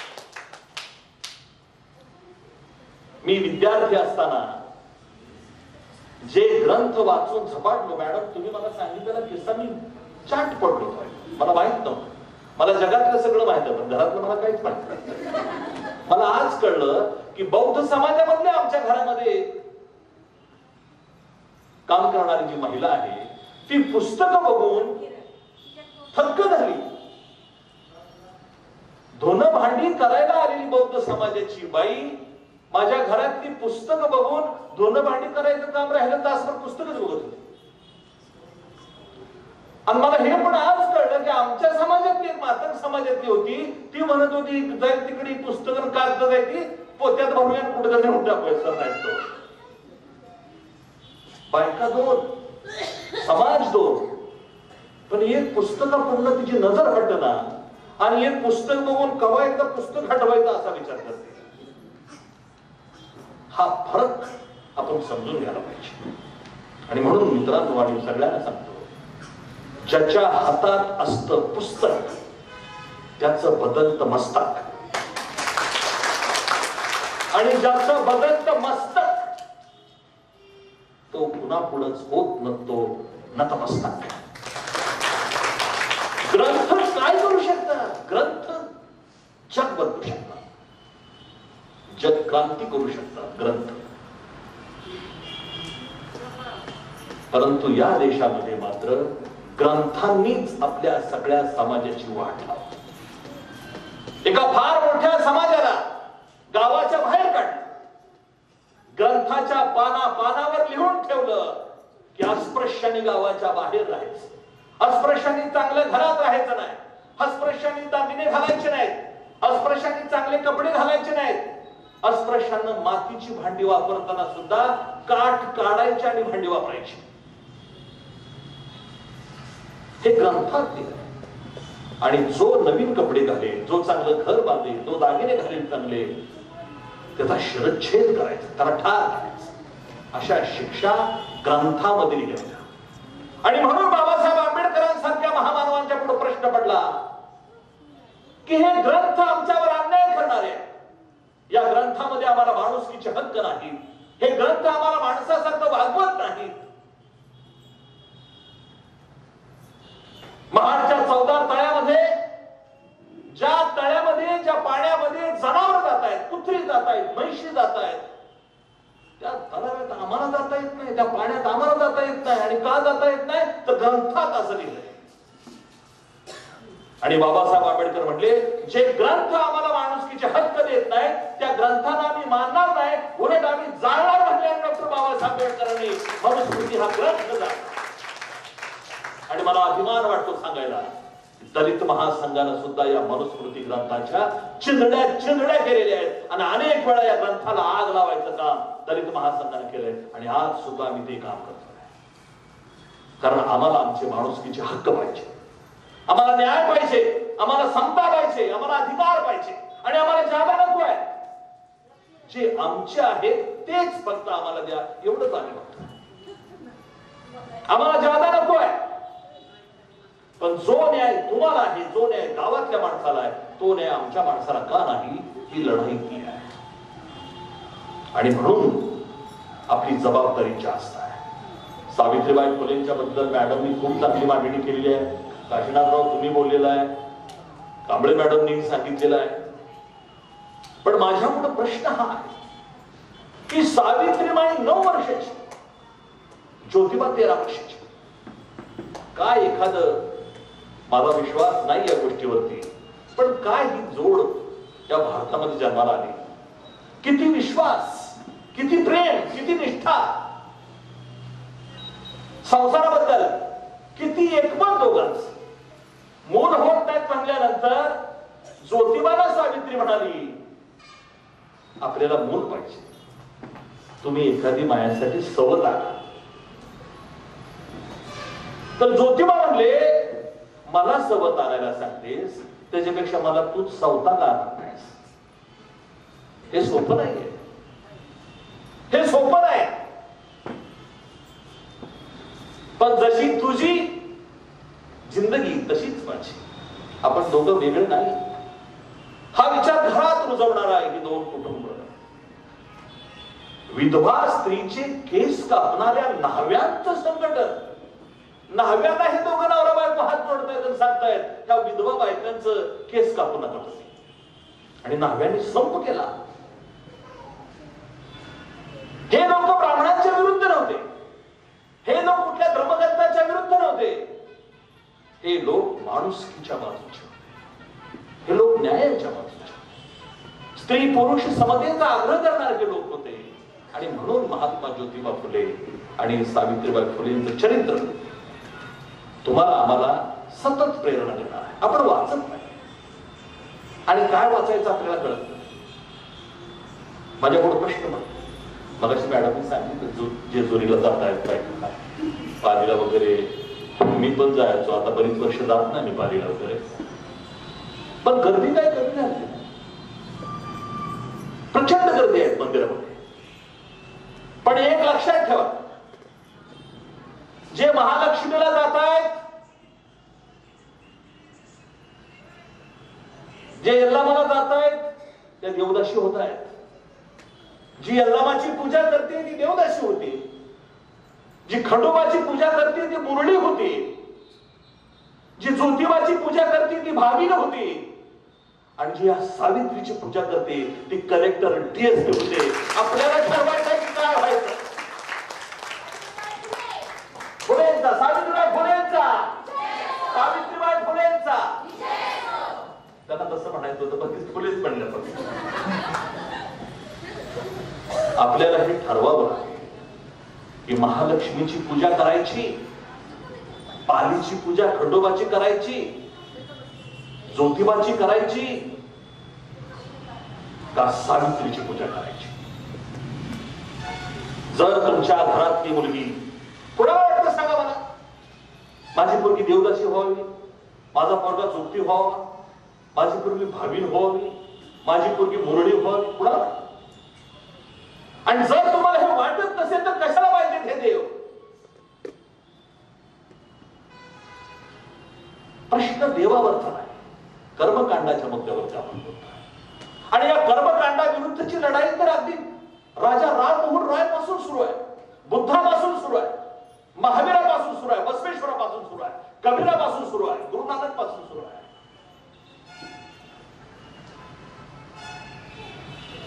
आपल्याला विचार करावा लागेल कधीतरी. आणि म्हणून माझं आपल्याला सांगणं आहे की एखाद्या साधू संतांच्या मठात जायचं की शिवाजी महाराजांच्या नावानं चालत असणाऱ्या विद्यापीठात जायचं, हा निर्णय ह्या पिढीला घ्यावा लागेल. आणि यामध्ये आपण कमी पडतोय. मॅडम तुम्ही म्हणाला ते रास्त की आजही दलितांचं, आदिवासींचं शिक्षणाचं प्रमाण 3% वरती नाही. 100 मध्ये 3 मुलं आमची विद्यापीठात जात आहेत. 3 म्हणजे 97 मुलं आजही आमची विद्यापीठापासून बाजूला आहेत. तुम्ही कपड्याचा मुद्दा मांडला, तुमच्या बोलण्यावरून माझं भाषण सुरू झालं असं मला वाटायला. कपड्याचा मुद्दा मांडला, आम्ही आता चांगले कपडे घालायला लागलो. आता इथं काही मुली वगैरे आहेत आता सगळे. आमच्या काळामध्ये पॅन्टी असायच्या, खाकी पॅन्ट, पांढरा शर्ट. तुमच्या वेळेला चढायचं कसं होतं? वेगळे होतं. खाकी पॅन्ट, पांढरा इनशर्ट करायचं, वर टोपी असायचं. आणि मी इनशर्ट म्हटलं की टेन्शन मध्ये असायचं, पॅन्ट फाटलेली असायची. त्यामुळे माझं कसं असायचं, इनशर्ट फक्त पूर्णच करायचो, मागचं माझं खाली असायचं.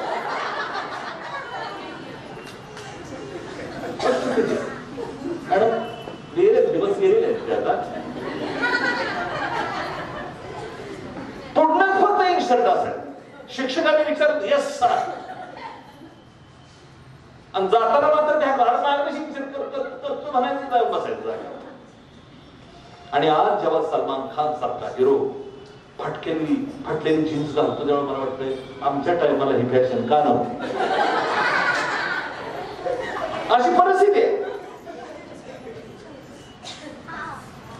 दिवस बदलते, दृष्टिकोन बदलतोय, परंतु सगळ्यात महत्वाचा आहे माणूस बदल. आणि माणूस बदलण्याची लढाई आज ही तीव्र करावी लागणार. आजही महाराष्ट्रामध्ये अन्याय अत्याचार होत आहेत. तुम्हाला माहित नसेल, कारव्याजवळ कालच एका मुलीचा ठेचून खून करण्यात आला, दगडानं ठेचून मारलेला आहे. उद्याच्या पेपरला ही बातमी. तुमच्या पत्रकार मित्रांना माहित असेल, बॉडी कोणाच्या अजून सिद्ध झालेलं नाहीये. किती नाजूक असतात मुली, किती सुंदर असतात मुली, आणि अशा मुलींची दगडानं ठेचून खून करायचे. किती काय जनावर सुद्धा अशा पद्धतीने वागू शकत नाहीत आपापल्यामध्ये. जिच्यावरती बलात्कार करायचा, तिच्या अंगामध्ये सळ्या खोपसायच्या. काय माणसं आहेत अरे, काही माणसं आहेत का? कुठल्या टोकाला जातोय आपण? ज्या गर्भामध्ये आपल्या स्त्री भ्रूण हत्येचा मुद्दा आपल्याला माहित, विज्ञान एवढं पुढे गेले, आम्ही सांगत असतोय विज्ञानवादी बना, समतावादी बना. आईच्या गर्भात स्त्री बाळ आहे म्हटल्यानंतर गर्भातच त्याची हत्या करायची. त्या अंबाजोगाईमध्ये, बीड जिल्ह्यात अंबाजोगाईला डॉक्टर होते, मुंडे नावाचे नवरा बायको डॉक्टर होते. ते गर्भपात करायचे आणि आंध्र प्रदेश, तेलंगणा, कर्नाटकावरून लोक यायची, सोनोग्राफी करायची आणि पोटात जर स्त्री असली की ती लाईन लागायची अक्षरशः. हे सगळे शेकडो, रोज शेकडो अबॉर्शन, हे शेकडो अबॉर्शन हे टाकायचं कुठं? आणि म्हणून त्या डॉक्टरनी 2 कुत्री पाळली होती. ती जनावलं की त्या कुत्र्याची टाकायची आणि ती कुत्री वाघासारखी झाली. हे डॉक्टर करत होता. MBBS doctor, MS doctor, MD doctor. काय शिक्षणाला माणसं बदलतात? हे असं बदलतात. आज संपूर्ण देशामध्ये हजारो कोटींचा भ्रष्टाचार करणारी लोक अडाणी नाही आहेत, हुशार आहे, क्वालिफाईड आहे. काल परवा शिक्षण क्षेत्रामध्ये कुठल्या तरी परीक्षेमध्ये जो घोटाळा झाला, आरोग्य विभागाच्या परीक्षेमध्ये घोटाळा झाला, आयुक्ताला पकड. 3 कोटीची मालमत्ता त्याच्या घरात सापडली. 3 कोट. 3 वर किती शून्य द्यायचा भाऊ तुम्ही सांगू शकत, पण मला नाही सांगता येणार. 3 कोटी रोख कॅश घरात. आणि आम्ही हे कार्यक्रमासाठी नाकी नव आमचं किलोनं सोनं यांच्या घरात. सगळी शिकलेली माणसं. त्यामुळे शिक्षणामुळे माणूस बदलेल यावर माझा विश्वास राहिलेला नाही. विचार बदलला पाहिजे, मस्तक बदलला पाहिजे. हा डोक्यात जो मेंदू आहे तो मेंदू बदलला पाहिजे आणि त्याची तयारी या महिलांच्या माध्यमातून. माझी मनापासूनची इच्छा आहे की महिलांचं एक स्वतंत्र युनिट व्हावं. आणि आज मी खूप समाधानी आहे की आज पहिल्यांदा दलित महासंघाच्या इतिहासामध्ये पुरुषांच्या पेक्षा स्त्रियांची संख्या स्टेजवर जास्त होती. आणि हे वाढलं पाहिजे. एक काळ तर असा आला पाहिजे की आम्ही कुणी नसू, तुम्हाला वाटलं तर आम्हाला बोलवा, नाही तर सांगा, तुम्ही जावा, आम्ही जातो. कोणीतरी म्हणतंय की जिच्या हाती पाळण्याची दोरी ती जगाला होती. एक स्त्री जर बदलली, डोकं बदललं तर मेकअपनं पण बदलतंय, पण नको ते मेकअपनं पण बदलतंय, ओळखत नाही ते. मी काय मी ह्याच्यात बघितलं, मी जपानला वगैरे जाऊन आलोय, मी थायलंडला जाऊन आलोय आणि काय मेकअपच्या काही आम्ही बघितलंय. मेकअप काढल्यानंतर बायका ओळखणं झाल्या त्या. इतका मेकअप असतो चायनामध्ये वगैरे. आपण जपानमध्ये काही व्हिडिओ बघितले, कळतच नाहीये का. डोकं बदललं पाहिजे आणि या डोक्यामध्ये आणि डोळ्यापुढं फक्त माणूस असायला पाहिजे. तुम्ही मगाशी सारखं काय म्हणत होता ते, हालेलुया, हालेलुया. ख्रिश्चन धर्मामध्ये येशूला मानणारे जो एक धर्म आहे तो ख्रिश्चन धर्म आहे. येशू मला फार आवडतो. येशू सारखी स्टाईल करायची माझी फार इच्छा असायची. मी बाहेर तसे फोटो बनायचे. हा येशू जो आहे त्याला लोकांनी क्रुसावर चढवलं आणि खिळे मारून मारून मारून खलास केलं येशूला. आपण बघितलं असं तो क्रूस आणि येशूची अशी मूर्ती आहे. त्याच्या हातावर खिळे मारले, खिळे पायाला खिळे, क्रूसला रक्तबंबाळ अवस्था. काय सांगत होता येशू? येशू सांगत होता प्रेम करा, प्रेमानं राहा. जो येशू प्रेम करा, एकमेकाशी प्रेमानं वागा म्हणत होता, त्या येशूला अनुयायांनी खिळे ठोकून ठोकून मार. प्रेम करा म्हणून सांगणारा येशू कणत कणत मरत होता आणि ज्ञानाचे दिवे लावा म्हणत म्हणत सावित्री सुद्धा क्रुसावरच चढल्या, पण त्या मरत नव्हत्या, त्या लढत होत्या क्रुसावर सुद्धा. तो येशू होता की येशूची आई होती? येशू म्हणजे तो यशवंत. तुम्ही सांगितलं आज तर महिला असेल, गरीब असेल, रोज क्रुसावर चालला, रोज मरतो. हे रोजचं मरण माणसाचं थांबलं पाहिजे आणि त्याचं आयुष्यात एक नवं जगणं सुरू झालं पाहिजे. म्हणून दलित महासंघाची चळवळ एका विचारानं चाललेली आहे. मी जास्त वेळ घेत नाही, मी घड्याळात बघा, मी 5 मिनिटात संपवतो. इथं महिला मोठ्या संख्येने आहे, महिला मेळावा आहे म्हणून सांगतो की राजाराम मोहन रायांनी फार मोठं काम केलं. सती प्रथा बंद करण्यासाठी त्यांनी पुढाकार घेतला, पण कधी घेतला? जेव्हा त्यांची वहिनीला जेव्हा सती द्यायला जायचं होतं, सगळे लोक ब्राह्मण होते, राजाराम मोहन राय ते सती घेऊन चालले होते आणि वहिनी म्हणाली जाताना, भाऊजी मला नाही सती जायचं. पण राजाराम मोहन रायला बी कळलं काय करायचं, सगळा कालवाच देतो, धाडच होतं पुन्हा पुढं गेला सती नेऊ नका म्हणायचं. ती रडत होती, भाऊजी वाचवा, मला सती नाही जायचं, मला नाही मारायचं म्हणत होती. पण लोकांनी तिला तसंच नेलं. नवरा मेला होता, जो मेला होता त्याच्या चितेवर बसवलं आणि काढी लावली. लहानपणी आमची आई चुलीवर स्वयंपाक करायची. कधी कधी ती विस्तू अशी उचलायची, ठेवायची बाजूला काढून वगैरे, इंगाळ विस्तू उचलायच्या हातात. पण कधी कधी एखादी थुनगी जर हातावर पडली तर झटकन एकदम माणूस हात, किती क्षणात आपण हात बाजूला घेतो. एखादा विस्तवाचा कण जर आपल्या हातावर पडला, एखादा विस्तवाचा कण अंगावर पडला तर आपण एवढं हालतो. इथं तर जिवंत बाईला चितेवर बसवायचं, काडी लावायची. काही माणूस आहे का? राजाराम मोहन रायांनी तिच्यावर आवाज उठवला. हे केशवपन, हे कुमारी जरठ विवाह, किती अमानुष प्रथा होते या देशामध्ये. मुलगी जन्माला आली की तिला पुरायची, ही एकेकाळी भारतात प्रथा होती. आता तर गर्भातच मारायला लागले, हा भाग कुठला. पण अशा अवस्थेमध्ये या परंपरा बदलत बदलत आज आपण आलोय. स्त्रियांना शिक्षणाची संधी नव्हती, आज मुली शिकायला लागले, पायलट विमान चालवायला लागले, यानामध्ये बसायला लागले, परग्रहावर जायला लागले, स्त्रिया बदलायला लागले.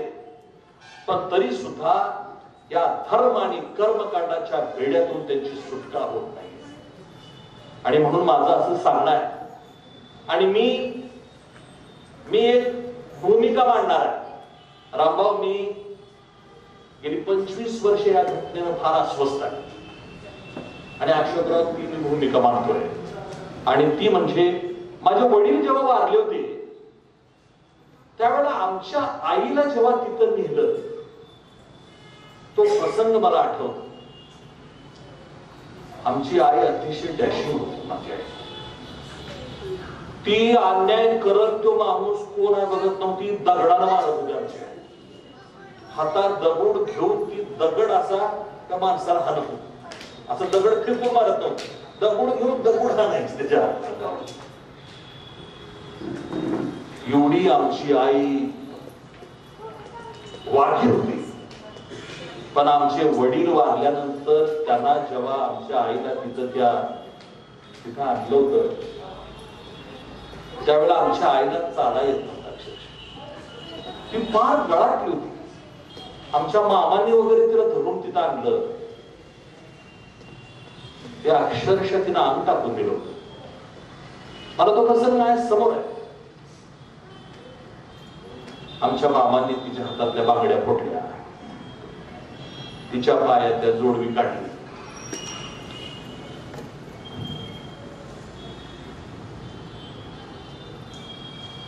तो प्रसंग मला फार भयानक वाटतो. आमच्या आईचा आक्रोश मला दिसतोय.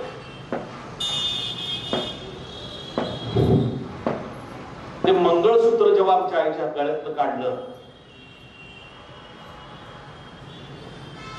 आमची आई फार रडत होती.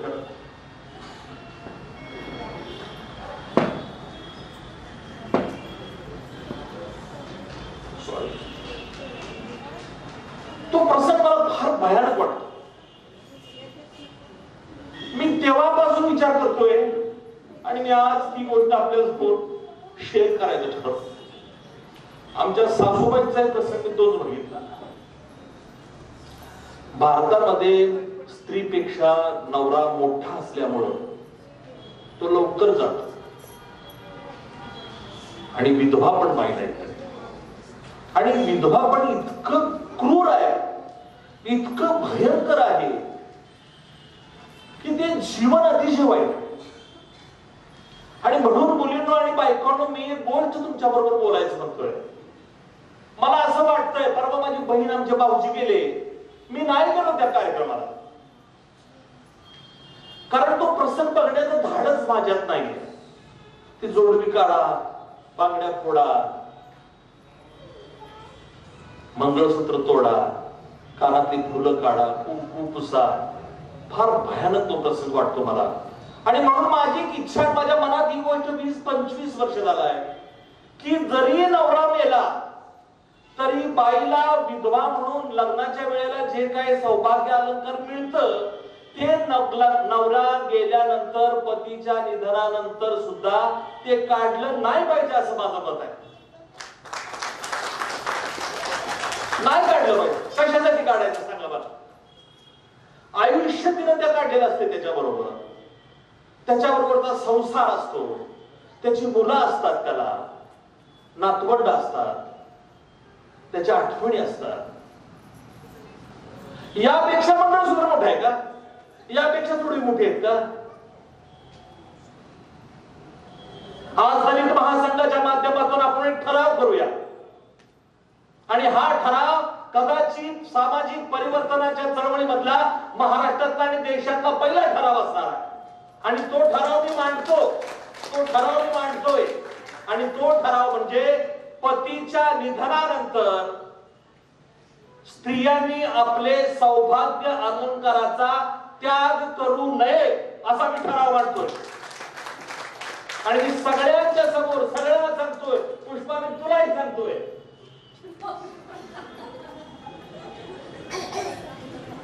नाही हे माझं मत आहे. मी तुझ्याबरोबर खूप वर्ष आहे, तू काय काळजी करू नको. हे नाही करायचं आपण. किती मोठा संसार असतोय आणि तिला एकदम धोंडी करून टाकतात, तिला एकदम विचित्र करून टाकतात, तिला एकदम क्रूर करतात. मला वाटतं हे थांबलं पाहिजे. आणि त्या दृष्टीनं जर तुम्हाला माझ्या मताशी जर तुम्ही सहमत असाल तर जोरदार टाळ्या वाजून या गोष्टींना आपण काम करू. आणि एक नवजीवन ती त्याचीच असते आणि ती त्याचीच राहिली पाहिजे. मला तर असं वाटतंय, मी खरं तर या गोष्टी बोललो नाही पुष्पा बरोबर, की ज्या काही तिसरा दिवस किंवा एक दिवस असेल त्यावेळेला तिच्या गळ्यात ते दागिने काढल्यानंतर त्याच्या फोटो जवळ ते ठेवावे. आणि जो काही तो विधी संपले, बरे 3 दिवसाचे 5 दिवसाचे संपल्यानंतर पुन्हा तिनं हातानं त्याचीच आठवण म्हणून त्यानं ते गळ्यात घालावं, त्याच्या नावानं तिनं बिंदास्त कुलूप काय ते कुंकू लावावं, जोडवी तिला वाटली तर घालावी, बांगड्या घालाव्यात, अजिबात तिने करून. आमच्या आईनं वडील गेल्यानंतर हिरव्या रंगाची साडी मरेपर्यंत फिरण्याची.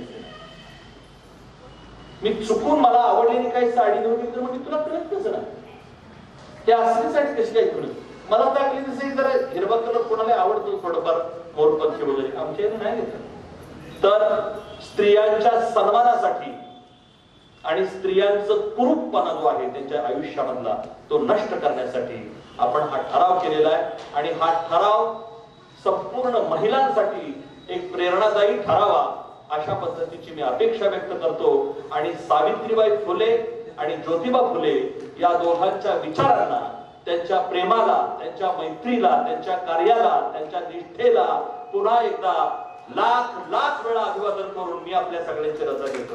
जय भारत.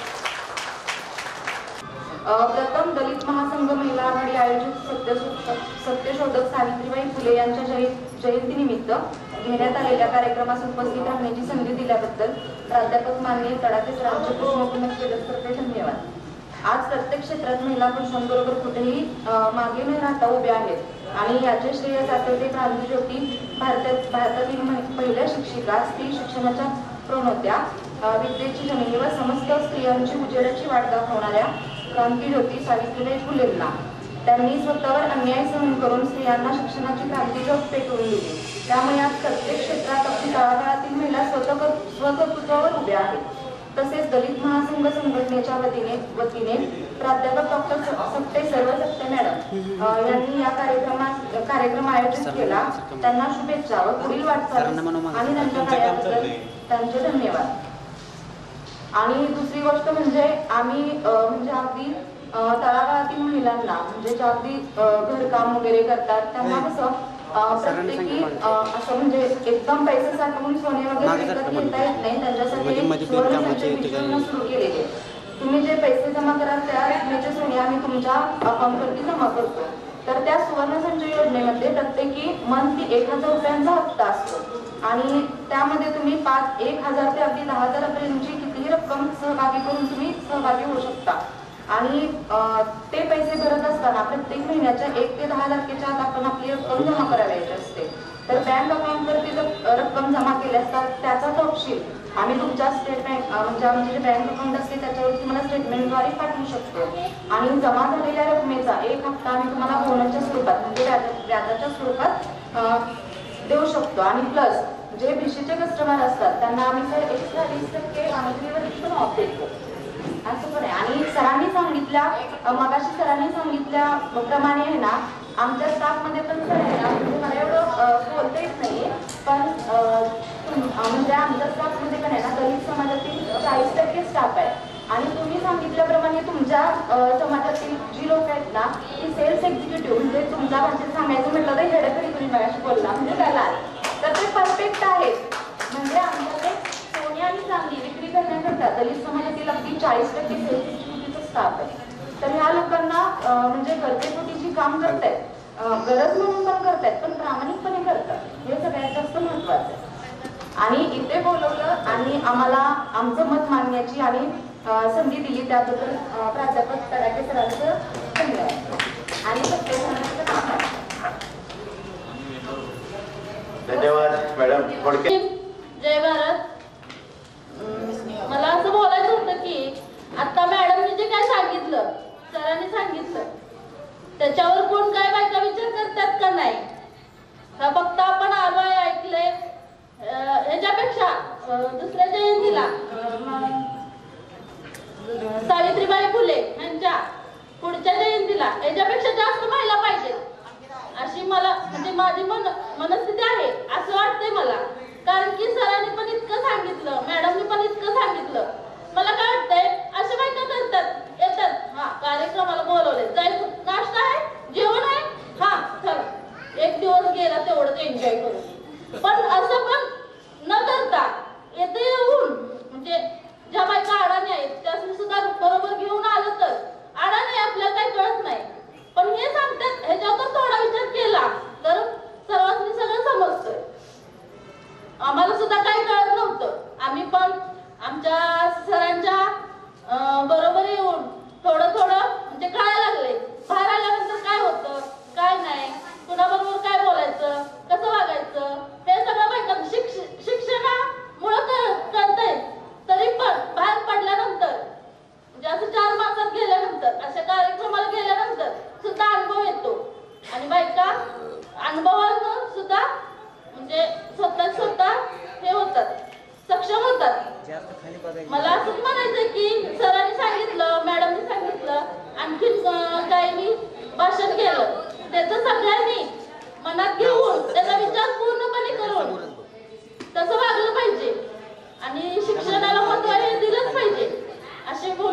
माझे 4 शब्द संपवते. जय भीम, जय भारत.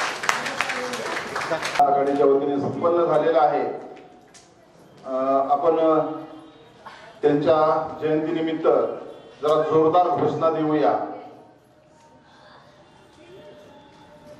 क्रांती ज्योती सावित्रीबाई फुलेंचा, क्रांती ज्योती सावित्रीबाई फुलेंचा, क्रांती ज्योती सावित्रीबाई फुलेंचा, राष्ट्रपिता महात्मा ज्योतिराव फुलेंचा, महात्मा फुलेंचा, डॉक्टर बाबासाहेब आंबेडकरांचा, सत्यशोधक अण्णाभाऊ साठेंचा, सत्यशोधक अण्णाभाऊ साठेंचा,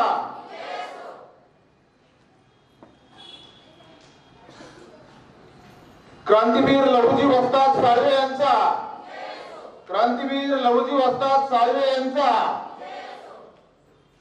क्रांतीवीर लहुजी वस्ताद साळवेंबद्दल सांगितलंच नाही, कारण तर या ठिकाणी दलित महासंघाच्या संसद मंडळाची बैठक 18 डिसेंबरला झाली आणि त्यामध्ये दलित महासंघाचं काम महाराष्ट्र आणि इतर राज्यामध्ये सुद्धा 3-4 राज्यामध्ये चालू झाल्यामुळे असा एक प्रघात आहे, नियम आहे की 4-5 राज्यामध्ये ज्यावेळेस एखाद्या संघटनेचं काम चालू होतं तर ती संघटना राष्ट्रीय होते, तो पक्ष राष्ट्रीय होतो. म्हणून दलित महासंघाचं काम सुद्धा गेली 30 वर्षापासून करत असताना 4-5 राज्यामध्ये काम चालू झाल्यामुळे दलित महासंघाचा महाराष्ट्राचा प्रदेशाध्यक्ष म्हणून माझी नियुक्ती झाली. आणि त्या दिवशी सरांनी सांगितलं की बाकीच्या नियुक्त्या आपण 1 जानेवारीला करणार आहोत, परंतु कोरोनाच्या पार्श्वभूमीवर जे शासनाचे निर्देश आहेत त्यामुळे आपण सगळे बैठक घेऊ शकलो नाही. परंतु काम सुरळीत चालू व्हावं यासाठी काही पदाधिकाऱ्यांची 1 जानेवारीलाच आम्ही निवड केलेली आहे. परंतु मी अहमदनगरला राहत असल्यामुळे आणि आज 3 तारखेला सावित्रीबाईंचा जयंती होती म्हणून आम्ही असं ठरवलं की आज त्या नियुक्ती आपण देऊया. तर त्यापैकी काही पदाधिकारी या ठिकाणी उपस्थित आहेत. दलित महासंघाच्या उपाध्यक्षपदी, महाराष्ट्र राज्य उपाध्यक्षपदी सन्माननीय शंकर ज्ञानो महापुरे, राहणार इस्लामपूर, उरण, जिल्हा सांगली यांचं नियुक्ती झालेली आहे. मी सरांना विनंती करेन की त्या निमित्तानं महाराष्ट्र राज्याचे उपाध्यक्ष म्हणून नवनियुक्ती झालेली आहे. जोरदार टाळ्या. सन्माननीय शंकरजी महापुरे साहेब, दलित महासंघाचे नवनियुक्त उपाध्यक्ष, अध्यक्ष महोदयांच्या आणि पदाधिकाऱ्यांच्या हस्ते त्यांचा या ठिकाणी योग्य तो सन्मान, अभिनंदन.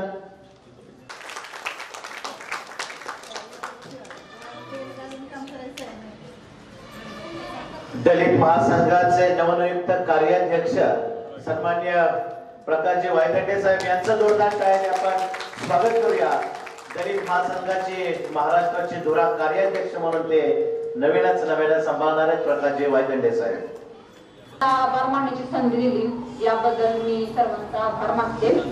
आणि कामात वेळात वेळ काढून सर्व महिला उपस्थित राहिल्या त्याबद्दल सर्वप्रथम त्यांचं आभार आपण मानूया. कारण दिवस उजाडल्यापासून ते मावळेपर्यंत पूर्ण वेळ घरासाठी झटणं हे एकच त्यांच्याकडे म्हणजे कार्य असतं आणि ते एकदम उत्कृष्टपणे त्या करत असतात. या कार्यक्रमामध्ये उपस्थित राहिल्या त्याबद्दल त्यांचा आभार. आणि कार्यक्रमाचे आयोजक माननीय दलित महासंघ राष्ट्रीय अध्यक्ष प्राध्यापक डॉक्टर मच्छिंद्र सक्ते आणि महिला आघाडीच्या अध्यक्षा सौ पुष्पलता सक्ते मॅडम यांचाही मी आभार मानू इच्छिते. आणि सावित्रीबाई फुले यांच्याविषयी जर सांगायचं म्हटलं तर एक त्यावेळेची जी समाज कर्मठकांची जी मान्यता म्हणजे होती, एक थॉट होते की म्हणजे स्त्रियांनी बाहेर जाऊ नये, स्त्रियांनी बालविवाह बऱ्यापैकी होते. सावित्रीबाई फुलेंचा सुद्धा बालविवाह झाला होता. त्यांच्या पतींनी त्यांना एक चूल आणि मूल यामध्ये न गुरफटू देता त्यांना शिक्षण दिलं, विचार करण्याची एक स्वातंत्र्य दिलं. त्यामुळं ही एक महिला घडली असं मी म्हणते. एक यशस्वी पुरुषामागं जसं एक स्त्री असते तसंच एका यशस्वी स्त्री मागे सुद्धा एक पुरुष असायलाच हवा आणि सर्वांनी असं म्हणजे सपोर्ट करायलाच हवा. आज सुद्धा म्हणजे कुठंतरी ऐकली महिलांना अजूनही कमी लेखलं जातं का तर जातं. आजही बाहेर पडायचं म्हटल्यानंतर मी जाऊ का, तर मी कशी करेन असा न्यूनगंड बायकांमध्ये असतो आणि आहे अजून सुद्धा असेल. तर कुठंतरी तो बाहेर पडला पाहिजे आणि आपण स्वतःच मोटिवेशन आपण स्वतःच बनलं पाहिजे, स्वतःची प्रेरणा आपण स्वतःच बनलं पाहिजे आणि एक बाहेर पडायचं म्हटलं आणि कोणतीही चांगली गोष्ट करताना सगळ्यांचा सपोर्ट असेल असं कधीच नसतं. समाज सणासऱ्यांचा आपल्याला विरोध होतो का तर होतोच होतो, त्याचा आपण जास्त विचार करायचा नसतो. आपण आपल्या आयुष्यामध्ये पुढे जाण्यासाठी काही ना काही तर नक्कीच केलं पाहिजे असं मला वाटतं. आणि आम्ही महिला कोणत्याही क्षेत्रामध्ये कमी आहोत असं कधीच नसतं. उत्कृष्ट कामगिरी आम्ही करू शकतो आमच्या आयुष्यामध्ये, संपूर्ण आयुष्यामध्ये. आणि मला असंच वाटतं की नाही, महिलांनी कधीच स्वतःला कमी समजू नये. जेव्हा तुम्ही स्वतःला कमी समजताना त्यावेळेस समाज बरोबर तुम्हाला कमी लेखतोच लेखतो, म्हणजे ही काय करू शकेल आणि असं. आणि तर बऱ्यापैकी जेवढ्या महिला आहेत त्या सर्व बऱ्यापैकी गृहिणी झालेत, तर त्यांनी कधीच स्वतःला कमी लेखू नये. कारण मी एक गृहिणी आहे, मी अडाणी आहे, मी कशी वागू, मी कशी जाऊ. नाही, तुम्ही जे कार्य करताय ना, दिवस रात्र जे राबताय घरासाठी, ते मुळातच एक उत्कृष्ट अशी बाब आहे. माझी आईचं मी उदाहरण देऊ इच्छिते की ती दिवस सकाळी उजळल्यापासून ते रात्री झोपेपर्यंत हाताला अजिबात हात नव्हते. म्हणजे किती करू आणि स्वतःसाठी विचारच करत नाही. कुठं तर म्हणजे स्वतःसाठी पण जगलं पाहिजे ना, आपण स्वतःसाठी जगलं पाहिजे आपल्याला.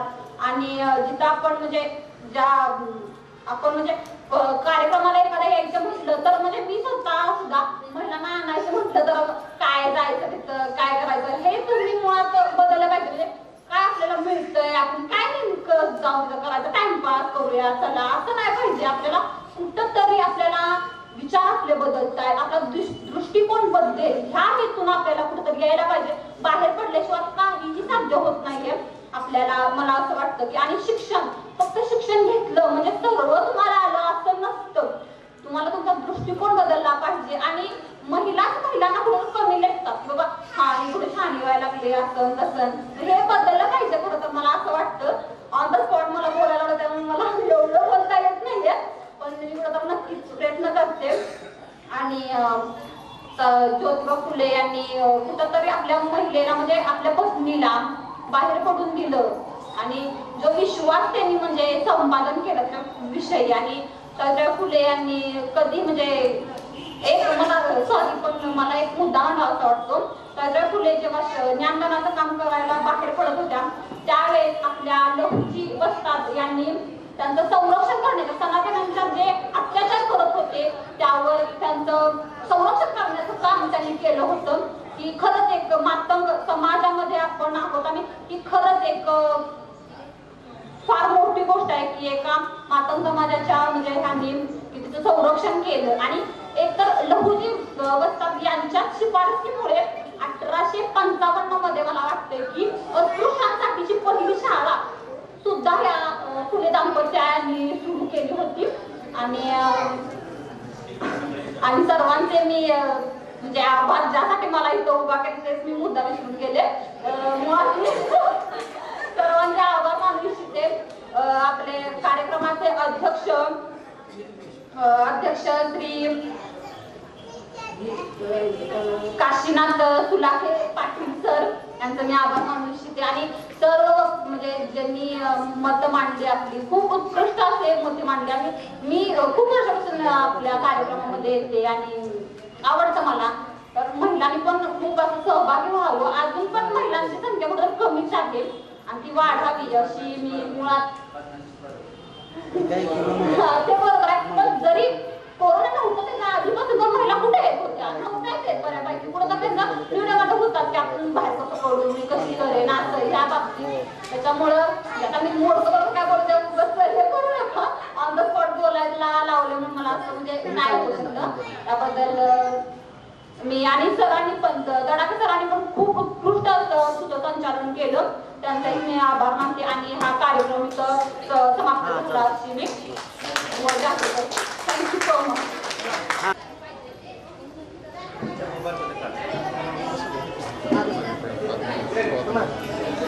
पुढे सगळं मॅडम